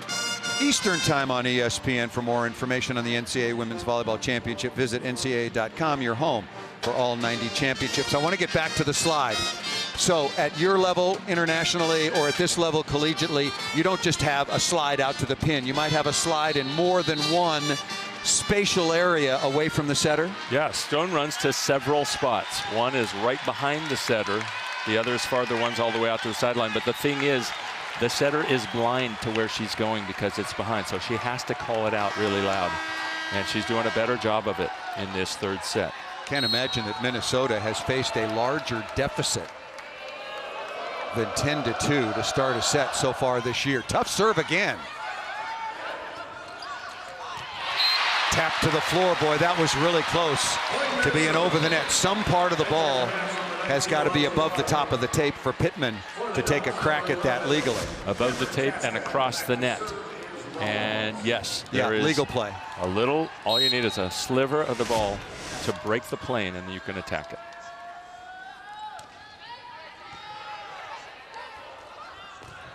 Borup rips. Dug by Rollins, but out of bounds. Karch, do you get the feeling that Minnesota's serving has dropped a little bit in terms of degree of difficulty? Not only that, but I feel like Oregon's exerting more pressure and causing problems for the passers of Minnesota, who are a very good set of passers.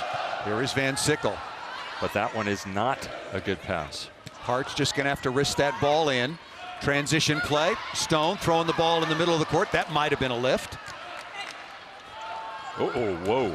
Quickly to the outside, and Vanderweide says, right in my sweet spot. You thought that was a little too quick. I didn't think it was in her sweet spot at all, and she got there. Really good play by Vanderweide. I thought it was going to be too wide and too tight. 12-3 is the lead for the Ducks. A very nervous sellout crowd from Minnesota. Pittman. The trouble for Minnesota is they haven't had enough first contacts, enough receptions of service to be able to get the ball to Pittman and to Morgan Taylor as much as they'd like. Those two have been very effective when they can actually run their offense. Pittman now with 9 kills on 21 swings. Samity and Hart leading the way with 12. Adana Rollins has 9. I'll give you Oregon's numbers in just a moment. Nice soft block. Nice, Nunaviller.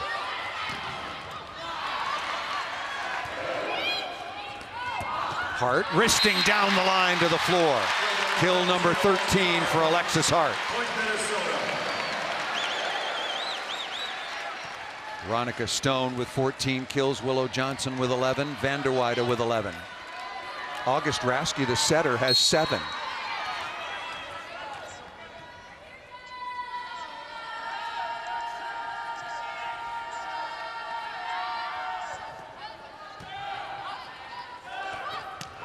Stone, really good control, going a little bit off speed. We've seen all of these middles make such good choices when the power swing isn't there. They take something off it and find floor between defenders.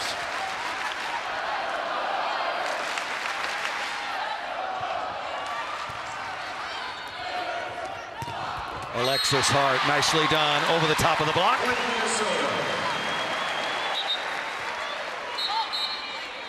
Wet spot. We're going to have a moment for some house cleaning. Oregon again 22-10 overall, 13-7. Good enough for second in the very tough Pac-12 conference. And for Minnesota, speaking of tough conferences, 19-1 in the Big Ten. They were the champions, 27-3. Minnesota, the number 2 overall seed for the 3rd time in the last 4 years. Almost ran the table, but lost to Penn State very late in the season at Penn State.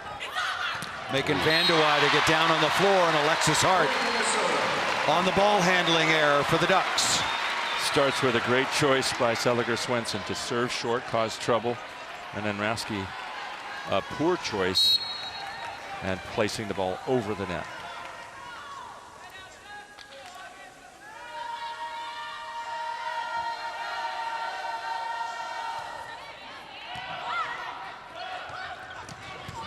Vanderwide with a perfect pass and kill. Some hitters, outside hitters, numbers go significantly down when they have to execute both skills. Vanderwide looks pretty comfortable. She sure does. That's a part of the Oregon offense because they want to run different routes to different parts of the court. You have to make a pass and then go places. Look at Lauren Page, just a blocking machine, a roofing company. 4 stuff blocks for Page alone. Remember, she had 3 quick ones to start this set. Oregon leading 15-7. And a good read by Page. The last block she got very early in the set, she reached to her right. That time reaching to her left, reading the swing of Taylor Morgan.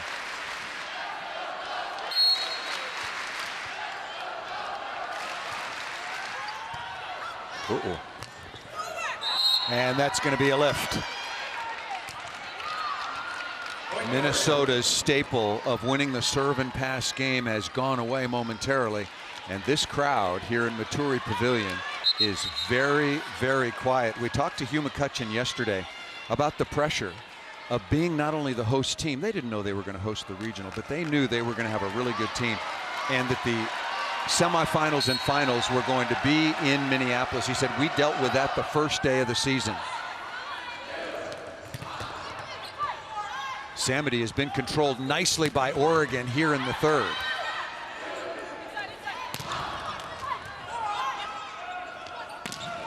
Lauren Page again doing it at both ends, offensively and defensively.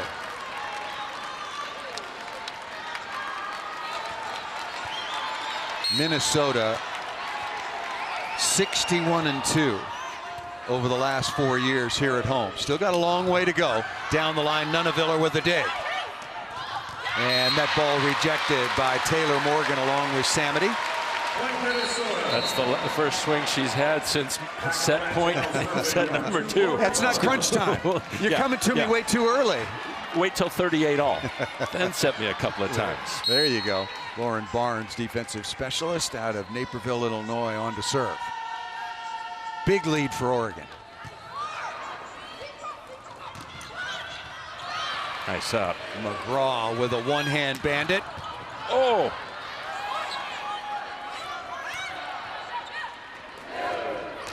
Samity again. What a dig by Nuneviller. Right back at you by McGraw. And again. Nuneviller with the chicken wing. And down the line. 3 of them. Wow. A battle of the bros. Wow. Brooke Nuneviller, 5'11" freshman out of Chandler, Arizona. And that was the third one. She took a couple of shots earlier in that rally, as did CeCe McGraw across the net for Minnesota. Tough swing again for Samity, trying to go high hands. Under. And that's going to be a center line violation. Raski was just a little bit late, but to your point, Coach, the dig is too tight. Yeah. It's okay when Raski is in the front row, but when she's coming from the backcourt, she has a certain amount of momentum that's taking her under the net, and you just got to give her a few feet off. Here is McGraw, Minnesota trailing 18-9. And Lauren Page again, the player of this set. 4 stuff blocks, a handful of kills. Number 6 out of Riverside, California, undersized. The 6-footer will go to the sideline. Remember, when they played before, she was playing outside hitter. She had 16 kills. She had 324. Now she's doing it as a middle. Very unusual for that kind of versatility. How long has it been since Samity had a kill? Well, a little while. You asked it. You know what? I think Minnesota would like you to ask that question a little more frequently, Paul. Well, Samity You're now, right. They've been touching her and slowing her down. 13 kills, 43 swings to get there. Yeah, that's a very low kill percentage. Very quiet here in the third. Veronica Stone. Another thing I would think about if I were Minnesota is they are going after Vanderweyde relentlessly, and she is not breaking. She's controlling their serve a lot. I think I would mix it up and not let her have such rhythm. Maybe test the freshman, Nuneviller, a little more. Tough serve, but just out of bounds. I think that is a fabulous point because Vanderweyde has been up to the task. She's been passing the ball exceptionally well. And you can see how confident she is. She's jumping in front of other passers to take the ball. She's now looking to take a lot of court away from Taylor Borup if it goes down the line. There is the serve down the line. Borup with a pretty nice first contact. Veronica Stone again. Wow, she is unstoppable. But it only starts with a great first touch, and Borup had one there. As soon as you knock August Raske, the setter for Oregon, off the net, they can't get Stone the ball as much. Stone now with 17 kills on 26 swings, 1 error. Nice hitting set. over 600. Nice dig. And to the floor again by Raske. August Raske. Minnesota's got to learn when the ball's on top and she's in the front row. But Paul, they had 2 blockers on her. You can't Not do enough. anything. Where's the third? Once you get a third one, there's like 3 Where's other 4? hitters with no block. I think Minnesota did a nice job. Raske was just better. Service error. Oregon still with a very, very comfortable lead at 22-12. Makes you wonder if Oregon should have gone to the one-setter offense with Raske a little sooner in her career.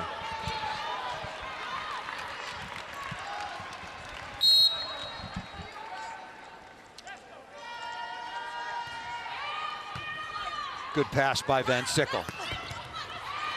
Stab save, and on the over dig, Vanderweyde is there, number 13 in black. You're used to seeing Vanderweyde wearing number 8. There was a problem with her uniform. That's why she's wearing number lucky 13. She might be wearing it for a while. Still a long way to go. Best 3 out of 5 sets. Oregon's going to win this third set. They're on top 23-12. I'm surprised Nike or Oregon would ever have any fashion problems with all those extra backup unis they might have. Good pass by Hart. Swing over the top of the block. You're right, Paul. When Minnesota gets that good pass and they can run their offense, they're unstoppable. But they've had too few of those against Oregon in the latter half of the second set and then all through this third. Texas has defeated Michigan 3-1 to move on in the Provo Regional. Washington now facing Penn State. And another perfect pass from Vanderweyde. Free ball coming out of the back rope. Maybe looking. Oh, nice play by McGraw, but that ball tipped to the floor. The worst set loss for Minnesota all season long was at Wisconsin, 25-16. If Oregon's able to, and set number 1, if Oregon's able to close this out, that will be the Golden Gophers' worst single set loss of the year. Nice play by Hart into the cross court. But the beautiful thing about volleyball is come the next set, you start at 0. There's no carryover. And you mentioned that match for Minnesota at Wisconsin. They responded really well when they won the next 3 sets, but they were only down 1-0. If they were to lose this, they're down set point. They'll be down to their last set. Set point for Oregon. Nice touch. Boy, are they passing the ball well. That ball's on top of the net and tipped to the floor by Page of Oregon. Lauren Page got things started with 3 stuff blocks. She ended up having 4 in the set. And Oregon dominated the third against the number 2 overall seed Minnesota Golden Gophers from start to finish. Back at the Minneapolis Regional, this is the 2018 Women's NCAA Volleyball Championship coming your way on ESPN with Karch Kirai and Paul Sunderland. Oregon on top 2-1. And the reason, or the biggest reason why, is number 6, Lauren Page. Got Oregon off to a wonderful start. She sure did. Blocks out of the shoot and some smart kills. She was big for Oregon when these two teams met in early September, and Oregon won in 4 sets.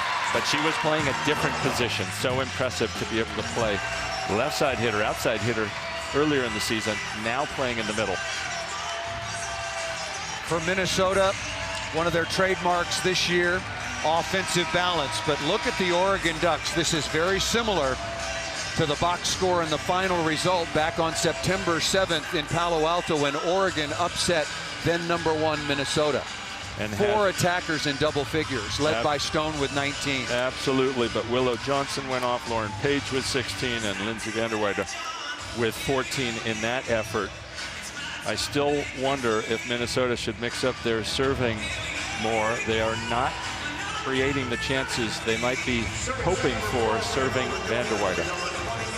Number 7 seed, the Nebraska Cornhuskers, defending NCAA champs, have already moved on, and they will take on the winner. Will it be Oregon or Minnesota? Looks like they're still aiming cross court at Vanderweyde, and another good pass. And ripped into the cross court, but just out of bounds.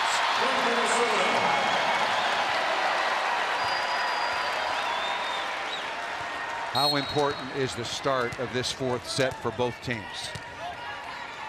Sure seems like it is for Minnesota after the letdown of a disappointing 3rd set loss and bad 2nd set loss and bad 3rd set loss. Oregon got off to a very, very quick start in set number 3, leading 9-2 and 13-5. Pittman now in double figures with 10 kills.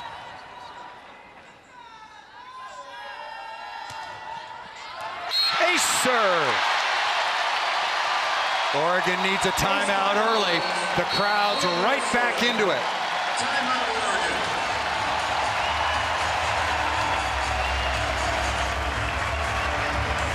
What a regional semifinal so far. That's what we expected here in Minneapolis. Didn't get it in the opener as Nebraska overwhelmed Kentucky, the SEC champs. We've gotten it here, at least so far, between Minnesota and Oregon. Minnesota hit 390 in the opening set to win it 25-21. Oregon in quadruple overtime won it 41-39 in the second, and then Oregon easily over Minnesota. The worst set loss of the season for the Golden Gophers. Oregon has the 2-1 advantage, winning the third 25-15, but has fallen behind quickly 3-0. Paul, one of the interesting things to follow is you can start with any one of your 6 players at the service line. And if you change it, you change the matchups at the net. Minnesota has changed the matchups for the first time and got Alexis Hart up to the net sooner. She gets the swing there. Ooh, easy one. Vanderweyde out of the back row. A little bit of a traffic jam. A chance for Minnesota to extend their early lead. Oh, nice up. That's going to be a net violation called against Oregon. And no complaint from Bora. Reagan Pittman doesn't mess around, does she? She's bringing heat.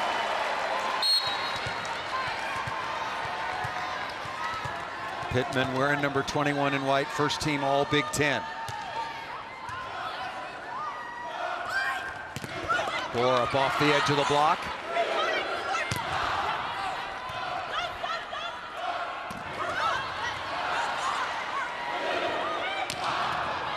Nice dig in the backcourt by Vanderweyde.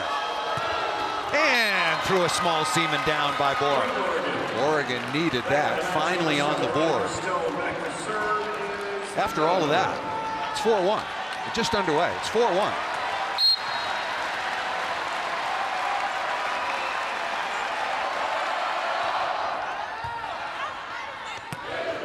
Another trouble play for the Minnesota offense. That's a net violation on Alexis Hart, who landed awkwardly. Obvious net violation. Yeah, it looks like Minnesota is now, at least in this rotation, trying to pass with just 2 passers, and another broken play. Good serve by Nunavilla. So after a very, very quick start by Minnesota, forces an early timeout, crowd back into it, and just like that, Brooke Nunaviller and Oregon back within one. There's the pass Minnesota needs. Good touch. Both off the block and first contact, but rejected. And Pittman looking at Ronica Stone a little bit. Yeah, a little spice under the net. Give you a quick update from around the country. Texas has eliminated the Michigan Wolverines, Big Ten school. Michigan had a really, really good season. And Washington versus Penn State. Penn State in a really tight first set came out on top. Stanford and Washington State later, along with BYU and Florida about to get underway in Provo.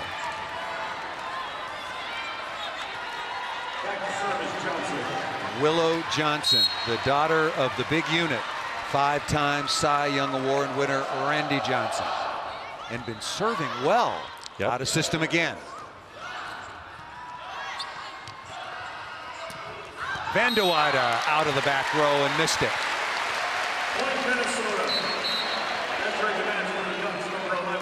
The fifth hitting error for Van de Weyde on 37 swings. Oregon in the match hitting .313. Minnesota in the match hitting .307.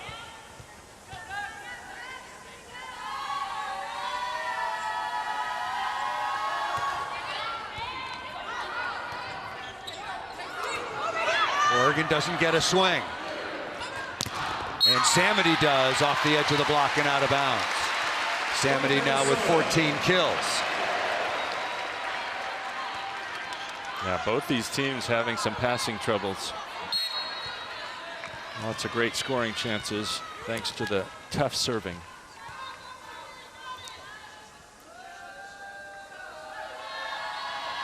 Seliger Swenson trying to get on Borup and does. Ball set too low. Stone had to just keep that ball in play.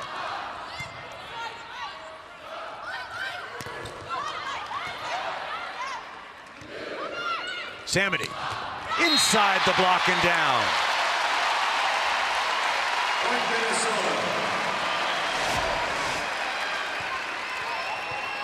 What a great set by CeCe McGraw. Want to leave it a little inside, a little off the net, very hittable. And then let your opposite, Stephanie Samity, do the work. Good pass again by Van de Weyde. Raske going to the well, maybe one too many times.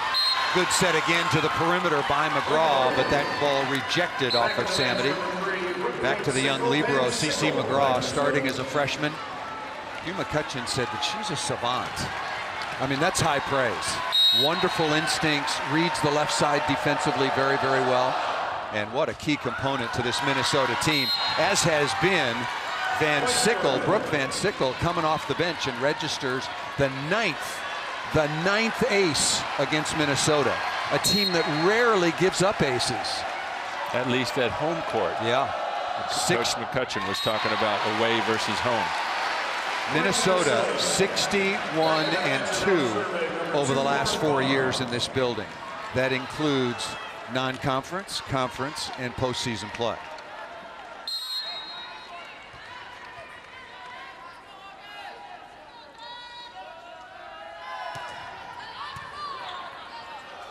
Oh boy, that's trouble. Oregon's offense. Oh, nice dig. Nunaviller hanging in. What a play by McGraw. Perfect first contact. Brooke Nunaviller for MVP of the point. Wow.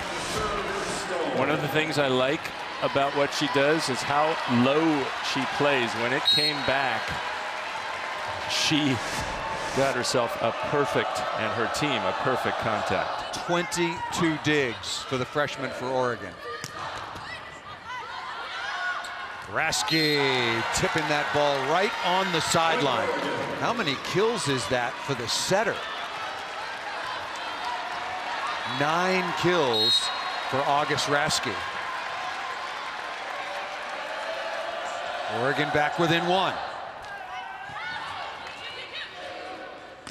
Oh, crushed to the floor. One-on-one, beautiful delivery. And Rasky came down mad at herself. She should have reached more to her left when she was so low blocking against Rollins. Rollins now in double figures with 10 kills. Hart leading the way with 17. Samity with 15. Ace serve.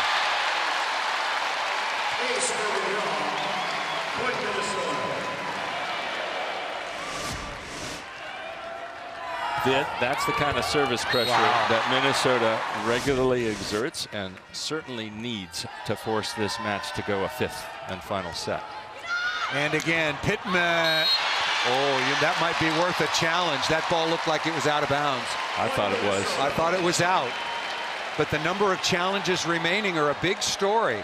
Minnesota is out of challenges, and this is the last challenge available to Matt Ulmer and the University of Oregon unless we go to 5. Might be hard to tell from that end zone angle.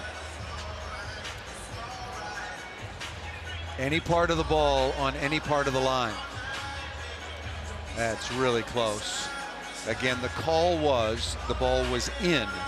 When we watched it live, Karch, and our broadcast position is near that end line, I thought it was out of bounds. Yeah. Again, the video evidence has to be absolutely conclusive. Remember, if it does go 5, each of these teams will get one more challenge. But for the rest of this set, no help from challenge.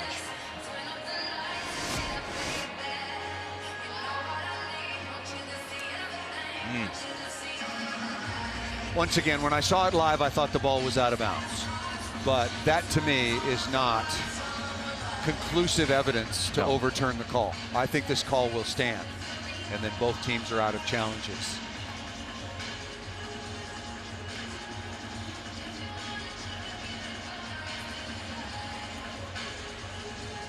That's as good a look as we're going to get, and our crew doing a great job of trying to slow that down.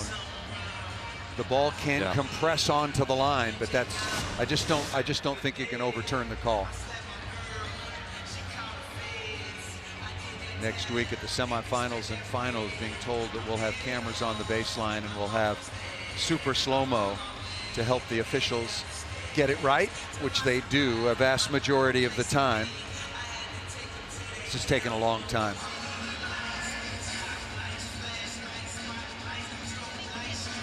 Again, now, either way, both teams are out of challenges. Yeah, I agree with you, Paul. I don't think there's enough evidence from what I've seen to overturn the call. Right.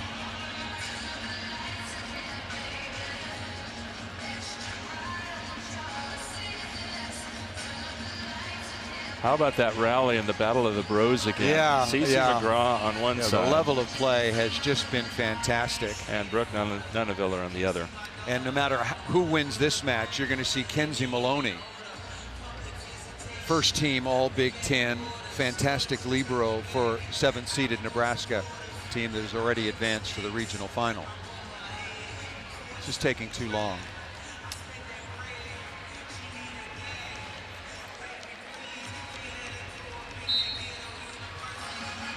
Oh, well, the ball was out.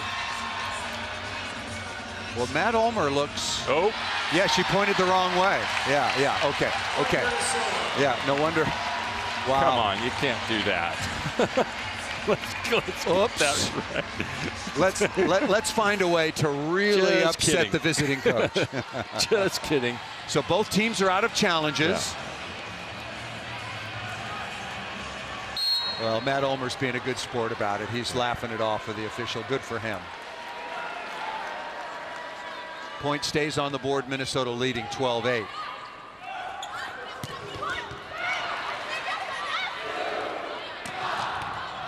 Ball might have been out of bounds, but a good dig by Van Sickle. And then smartly thrown off the block and out of bounds. Yeah, this set was a little low. Vanderweider did not have a swing. So a great, different, and better answer on that mistimed ball is to just throw it into the block. Worst that can happen is it stays in play. Donna Rollins again, and it's worth retelling the story as this match has gone along. The first time these two teams met, back in September 7th out in Palo Alto, Rollins was a part-time player. She played 3 rotations across the back row. Hugh McCutcheon decided to make some changes. She played all 6 rotations, and she's been an absolute fixture in the Minnesota lineup ever since. And Oregon made some changes after that match as well. Good swing into the deep cross-court corner by Vanderweyde. Yeah, McCutcheon was saying yesterday we probably owe a thank you to Oregon for helping us find a better starting lineup. Not sure they're feeling that right now. Down 2-1 in sets, but up by 3 in the 4th. Good touch. Willow Johnson missed it out of bounds. Boy, that was a really good opportunity, but a net violation is called against Minnesota. Huge break for Johnson and the Ducks. Huge break. Those are so frustrating as a coach, Paul, because you do everything right, force a player to make a shot, an error, but you touch the net on the way out and give it back to him. Pittman again.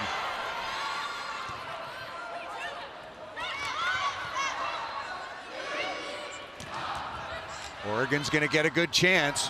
Where does Rasky go? To Johnson again. Cutting into the cross court. Oregon back within 1 after trailing 12-8.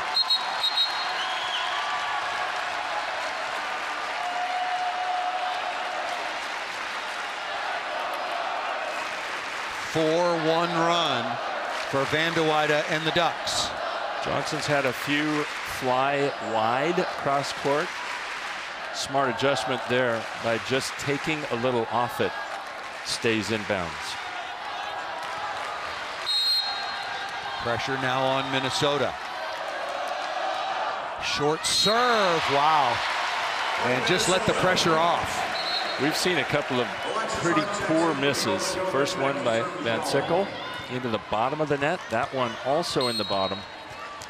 Oregon has exerted some pressure on Minnesota. They gotta make them work more on Vanderweyde with a rare passing miss. Wow. And Willow Johnson finding that somehow, just slugging the ball up into the block and finds a small seam. Nunaviller, who's been fantastic back at the line. Minnesota trailing 2-1, but leading 14-13. Pretty nice touch by Rollins. Oh, roofed by Veronica Stone. 1-on-1 against Samity. Watch Stone reach to her left, reading the hitter. She had to do all the work, left alone. 14-all. Blocked again. Borup working this time on Pittman. Timeout called by Minnesota.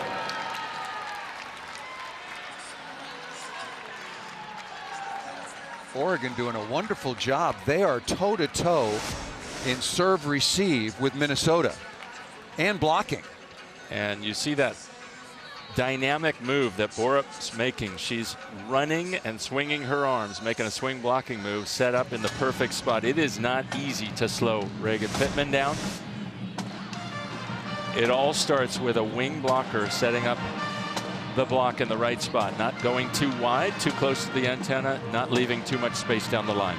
And look at the blocking phase, Karch. Oregon leads 9-7 overall, but has outblocked Minnesota 7-2 in the third and so far in the fourth. Oregon doing a really, really good job. This is an athletic, long volleyball team. Yeah, remember Lauren Page got them going with a couple of one-on-one stuff. 4 blocks in the third set.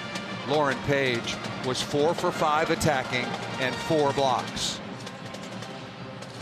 Maturi Pavilion, side of this year's regional, Minnesota, the number 2 seed with a record of 27-3, but now under a lot of pressure. Oregon, the number 15 seed overall, second place team in the Pac-12 conference.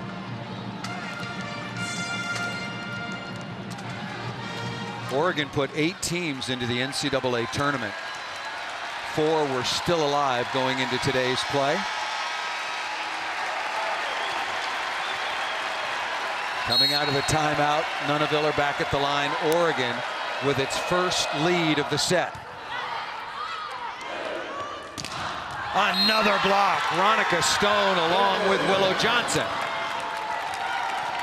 Wow. And you can see Seliger Swenson is trying to find an answer. She tries Pittman. She tries Hart. Maybe Samity, and she tried Samity out of the back row. All three, one after another, not able to get the ball past the block. Alexis Hart, kill leader for Minnesota, now with 18. Having a big match and very efficient as well. Samity with 15. Reagan Pittman with 12. Adana Rollins with 11. Veronica Stone leading the way for Oregon with 18 kills. Hitting 500 is Stone. Reagan Pittman back at the line. Oregon leading by 1, but most importantly 2-1. Taylor Morgan has been awfully quiet for Minnesota of late after a really dynamic start.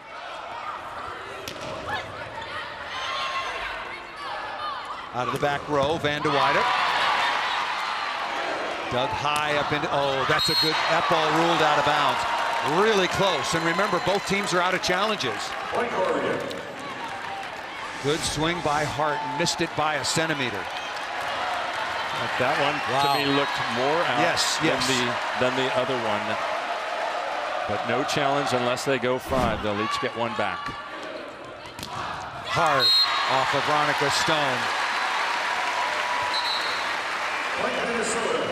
You know, I believe it. And both of us know Hugh McCutcheon for a long time and know him very well and respect the culture that he built with the 2 USA teams and Minnesota. But boy, it's a lot of pressure to know that the NCAA semifinals and finals are right down the road, and Oregon is really adding to that pressure. Interesting there. Libero, CeCe McGraw, said, yeah, we talked about that on day 1. And we just wanted to get that past us. Yep, it's going to be in Minneapolis, but there's so much work to do that we can't even think about that anymore. They felt like that, they put that to bed a long time ago. August Raschke now with 10 kills, 10 digs. The setter for Oregon. And trouble on the Minnesota side. Good swing off the inside hand once again of Stone. A couple of really clutch kills for Alexis Hart. Yep, she seems to be the go-to right now, the person finding the floor. See how she got her feet to that ball that was way inside, but she extended her approach.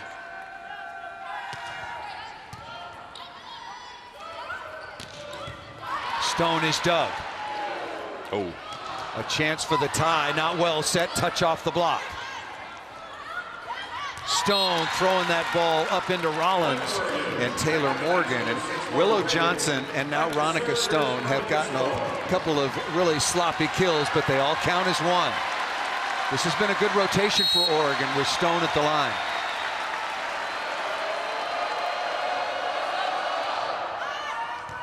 Easier serve. Very easy. Nice up. Van de Weyden inside the block, dug by McGraw. Nice set.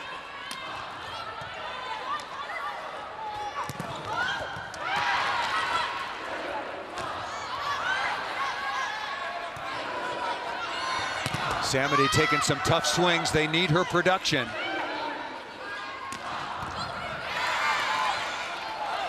Ball set way too tight up into the block. Offensive rebound, not yet. Free ball to Minnesota. And that's going to be a net violation. A long, long rally. Stephanie Samity now, Karch, has taken 49 swings. You can see Van de Weyden, Samity, they're ready for the oxygen tanks after taking so many swings in that rally. Does Samity need to try to be a little more terminal? Has she played too conservatively in the attacking phase? She hasn't gotten as many good looks. They're just not passing as well. They were in system a lot more in the first set, and then she was hitting 1-on-1 or 1-on-1.5 blockers more. Now it's 4 hands in front of her. Nice block out of the middle by Pittman. Minnesota back on top, 19-18.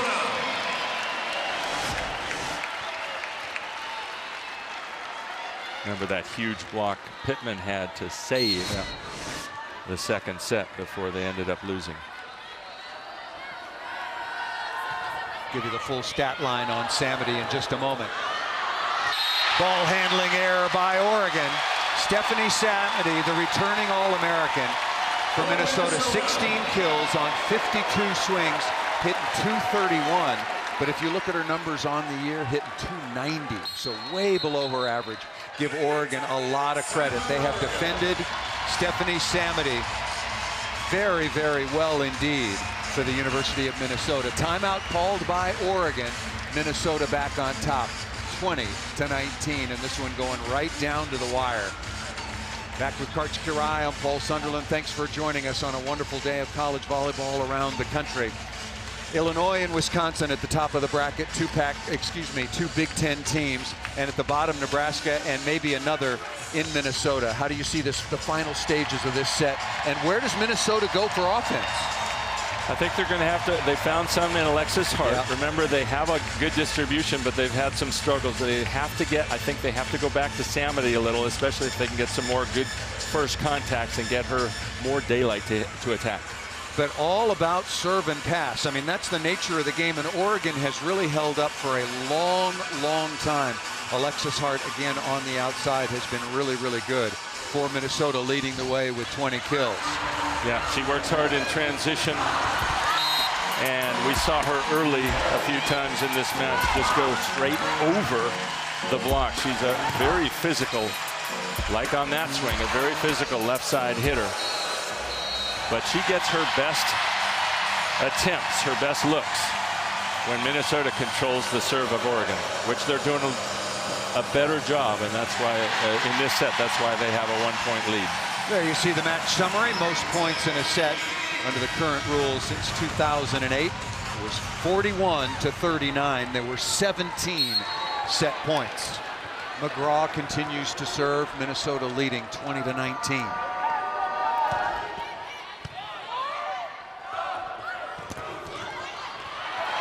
Touched by Seliger Swenson. Samity.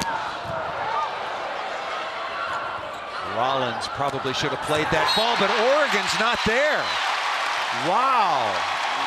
What happened was the setter, August Brasky, ran so hard thinking she had to block that she then loses her balance. Watch her fall. The rest of the Oregon team expects her to not fall and be able to run the offense on the second contact. She just couldn't get up in time. Big break for Minnesota, and the crowd's back into it.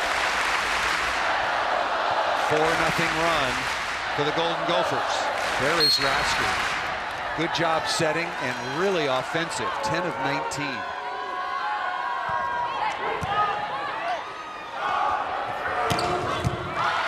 Johnson dug out of the back row. Boy, another mistake for Oregon. Yeah, Van Sickle just jumped right in front of Willow Johnson, trying to cover too much territory.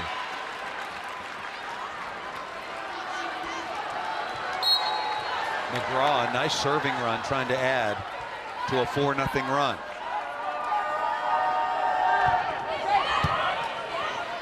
Van Sickle comes back with a very good pass, and that ball off of Pittman. Good wrist away that time by Vanderweyde.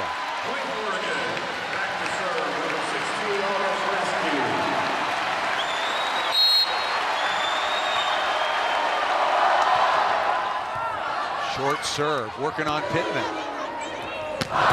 Samity misses it out of bounds. 22-21. Minnesota still has one timeout. Both teams out of challenges. Very easy serve. A touch. Wow, that was a pretty good block.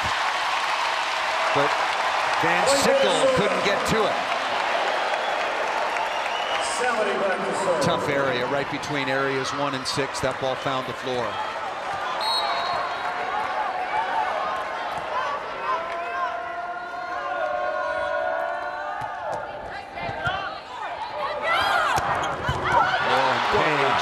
What a stab in the back court. Willow Johnson coming through. Johnson having a big match now with 15 kills. 23-22. One more rotation and Ronica Stone will be back up front for Oregon. And for Minnesota, Alexis Hart checks back in after the next point that they win. Rollins is rejected. Blocked out of the middle by Lauren Page. Did you see how far her hands were across the net? Wow. Well, don't tell her she's undersized. 6 feet, very springy, and wonderful blocking technique. Tied at 23. A look again at Page in the middle. She made a slight shift on the bad pass, but you could see her reaching to her left, and you could see her hands breaking the plane. This is the great view. You want to get your hands well into the opponent's airspace. Reach as far across the net as you can. Did a great job to earn the kill, to earn the stuff. 11 stuff blocks now for Oregon, 8 for Minnesota. If you're Minnesota, let's take a look at who's up front. I know Alexis Hart is still in the back court, but a real pressure side out here for Hugh McCutcheon and the Minnesota Golden Gophers. The number 2 overall seed, currently trailing 2-1 the number 15 seed Oregon Ducks. If I were Minnesota, I'd probably lean toward Pittman. She's hitting .345. They've got her up, hitting a slide behind the setter after that stuff, and they also have Samity in the back court. They're in what we would call rotation 4. The setter is in left front. Samity is in right back. If they get a good pass, I'd probably look for Pittman. The first thing, of course, is the pass. And Lindsay Vanderweide back to the line for Oregon. And remember, she was one of the ones who missed one of those serves earlier this set pretty badly into the lower part of her own side of the net. Gotta serve tough, gotta serve in. That was a tough serve. Out to Rollins. Oregon, a chance for the lead. Good touch by Pittman. Now I'd expect it to go behind. No. What a dig by Nunnerville. Back to Rollins again, stabbed by Borup.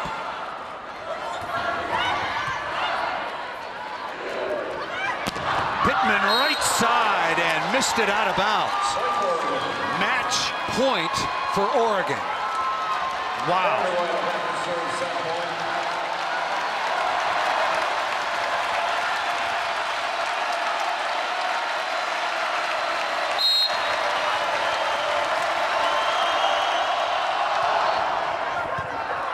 Working on Rollins, got her on the floor. Pittman tight. Borup for the win. Borup again. Willow Johnson off the edge of the block, not yet. Oh, great up by Nunnerville. Nunnerville with a stab. One match point saved. Both teams. Oregon had some really good chances. Alexis Hart is back on. Yep, I think this is one of Minnesota's best rotations, which is why they started this set here with Hart at the net and Pittman at the net. The freshman Adana Rollins at the line. Oregon and Minnesota playing overtime again. Oh boy, that ball just drifted a little bit long. Looked like it was going to drop. Match point number 2. Ronica Stone's back in the front court if Oregon gets a dig. Hart. To Stone.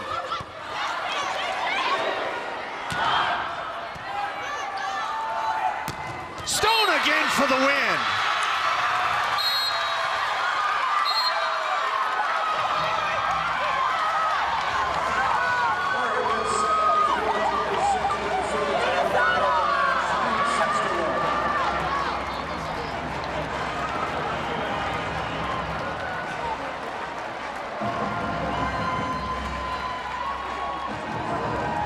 an understatement to say that this is an absolute stunner.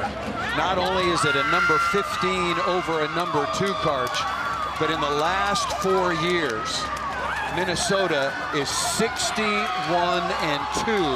on their home floor. This is obviously the biggest win in Oregon volleyball history. They'll move on to take on Nebraska tomorrow.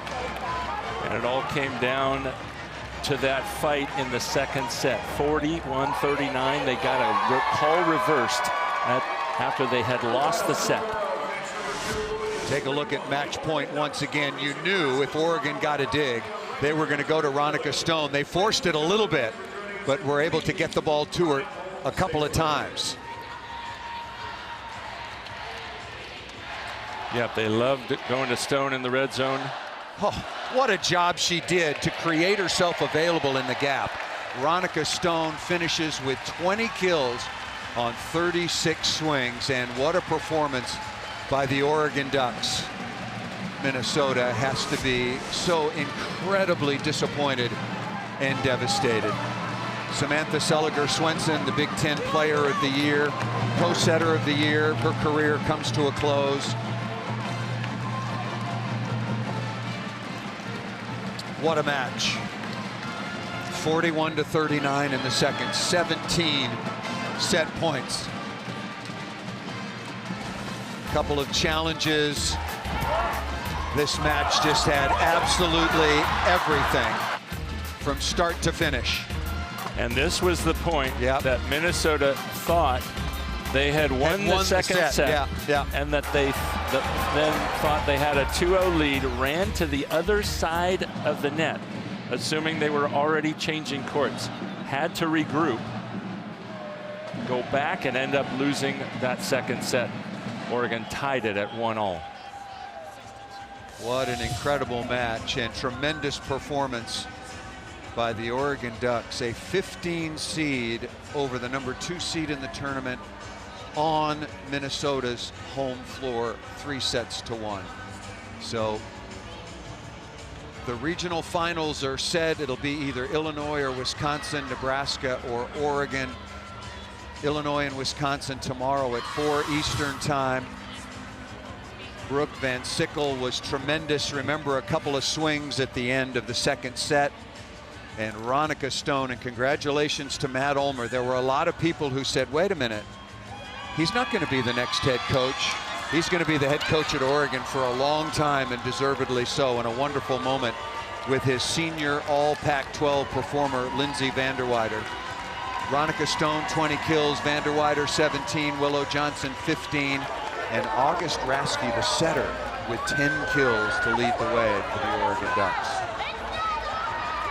Just a tremendous match, wonderful atmosphere, and once again, congratulations to the Oregon Ducks. No question, that is the biggest win in their program's history. They've been to the NCAA championship match, but I would think that this one has to be even a little sweeter. Let somebody else decide that one. We're going to take a moment, give Matt Ulmer a chance to get in and get comfortable if he possibly can. Coach Matt Ulmer of the University of Oregon joining us now here on the sideline here in Minneapolis. Matt, congratulations. Thank you. What a wonderful performance. Congratulations. You can't be a cool, calm customer here. I mean, I'm not. Okay, good. Okay, good. I don't know if you watch me, but I'm not. Okay, good. Well, let's talk about 41-39. And a challenge. Minnesota thought that they had won the set. There were a total of 17 set points in the second. Is that what it was? Clearly, I thought, and I said to Karch on the air, I thought that if you go down 2-0, no way you're coming back. So how important was it for your team to even this match at a set apiece? I mean, I know you think that, but I didn't feel that way. I just felt like we were playing really good volleyball. And I think we really trusted ourselves. So even if we didn't win that one, I thought we could still just keep playing with them. Obviously, it was huge. It was huge to win that. I think that was a record, wasn't it, for playoffs? Yes. To go 41-39. Yes, since 2008. Okay, unbelievable. I liked our fight. I mean, I think how Minnesota responded to that set is probably what we would have done, right? You kind of lose your heart a little bit there. They're just a really good team. Yeah. Sam is so good. She's a phenomenal setter. And I'm assuming that it was all part of your master plan to get the last 2 swings of that set to Brooke Van Sickle, just like save her for the critical time of the match. You know, all I was thinking though during that point, it was like she's played a lot of left for us, and all the things we've gone through with lineups and injuries and whatever. She had a lot of reps, and so that was not something new for us. She was having more success. She was great, totally. But Taylor, how good was Taylor at the end? Yeah. That was huge because she got matched up on the setter, and we really needed her to score some points. Yeah, they dialed it up. Yep. But how good was your team today when you absolutely had to be against one of the country's best in serve and pass? I thought you outplayed them in that phase of the game as the match wore on. I thought our service pressure on them was phenomenal from the start. They passed so well. I thought we served so great in the first set, and they hit for what? 465, and I looked at the staff. I'm like, I think that's the best we've served, and they just hit 465 against us. So I wasn't feeling great about that part, but yeah, I thought we passed great. Lindsay was such a cool, calm customer, and she had a heavy load tonight, and I'm just really proud of her. We were really impressed with Lauren Page too, coming up with some huge blocks and really kind of putting the clamps on Minnesota after squeaking that first one to get a big lead in the third. Yeah, I think our seniors played great. I thought August was phenomenal, and Lauren and Lindsay, they just acted like seniors, and our juniors, Willow and Ronica, I thought they performed at a high level also. I mean, Ronica is such a beast. And she made kills. I have no idea how she got kills on a lot of those plays. So, but our older classmen really stepped up, and I thought our freshmen, Cameron and Brooke Nuneviller, I thought were pretty phenomenal freshmen. Nuneviller was fantastic. How good was she? I mean, I think we won the 4th set because of that dig she made on the overpass. That totally turned our momentum around. It turned how we were going to act and play, and she just decided again, and that's actually what happened the first time we played them, is that she made a phenomenal dig, and everybody's like, okay, let's do this.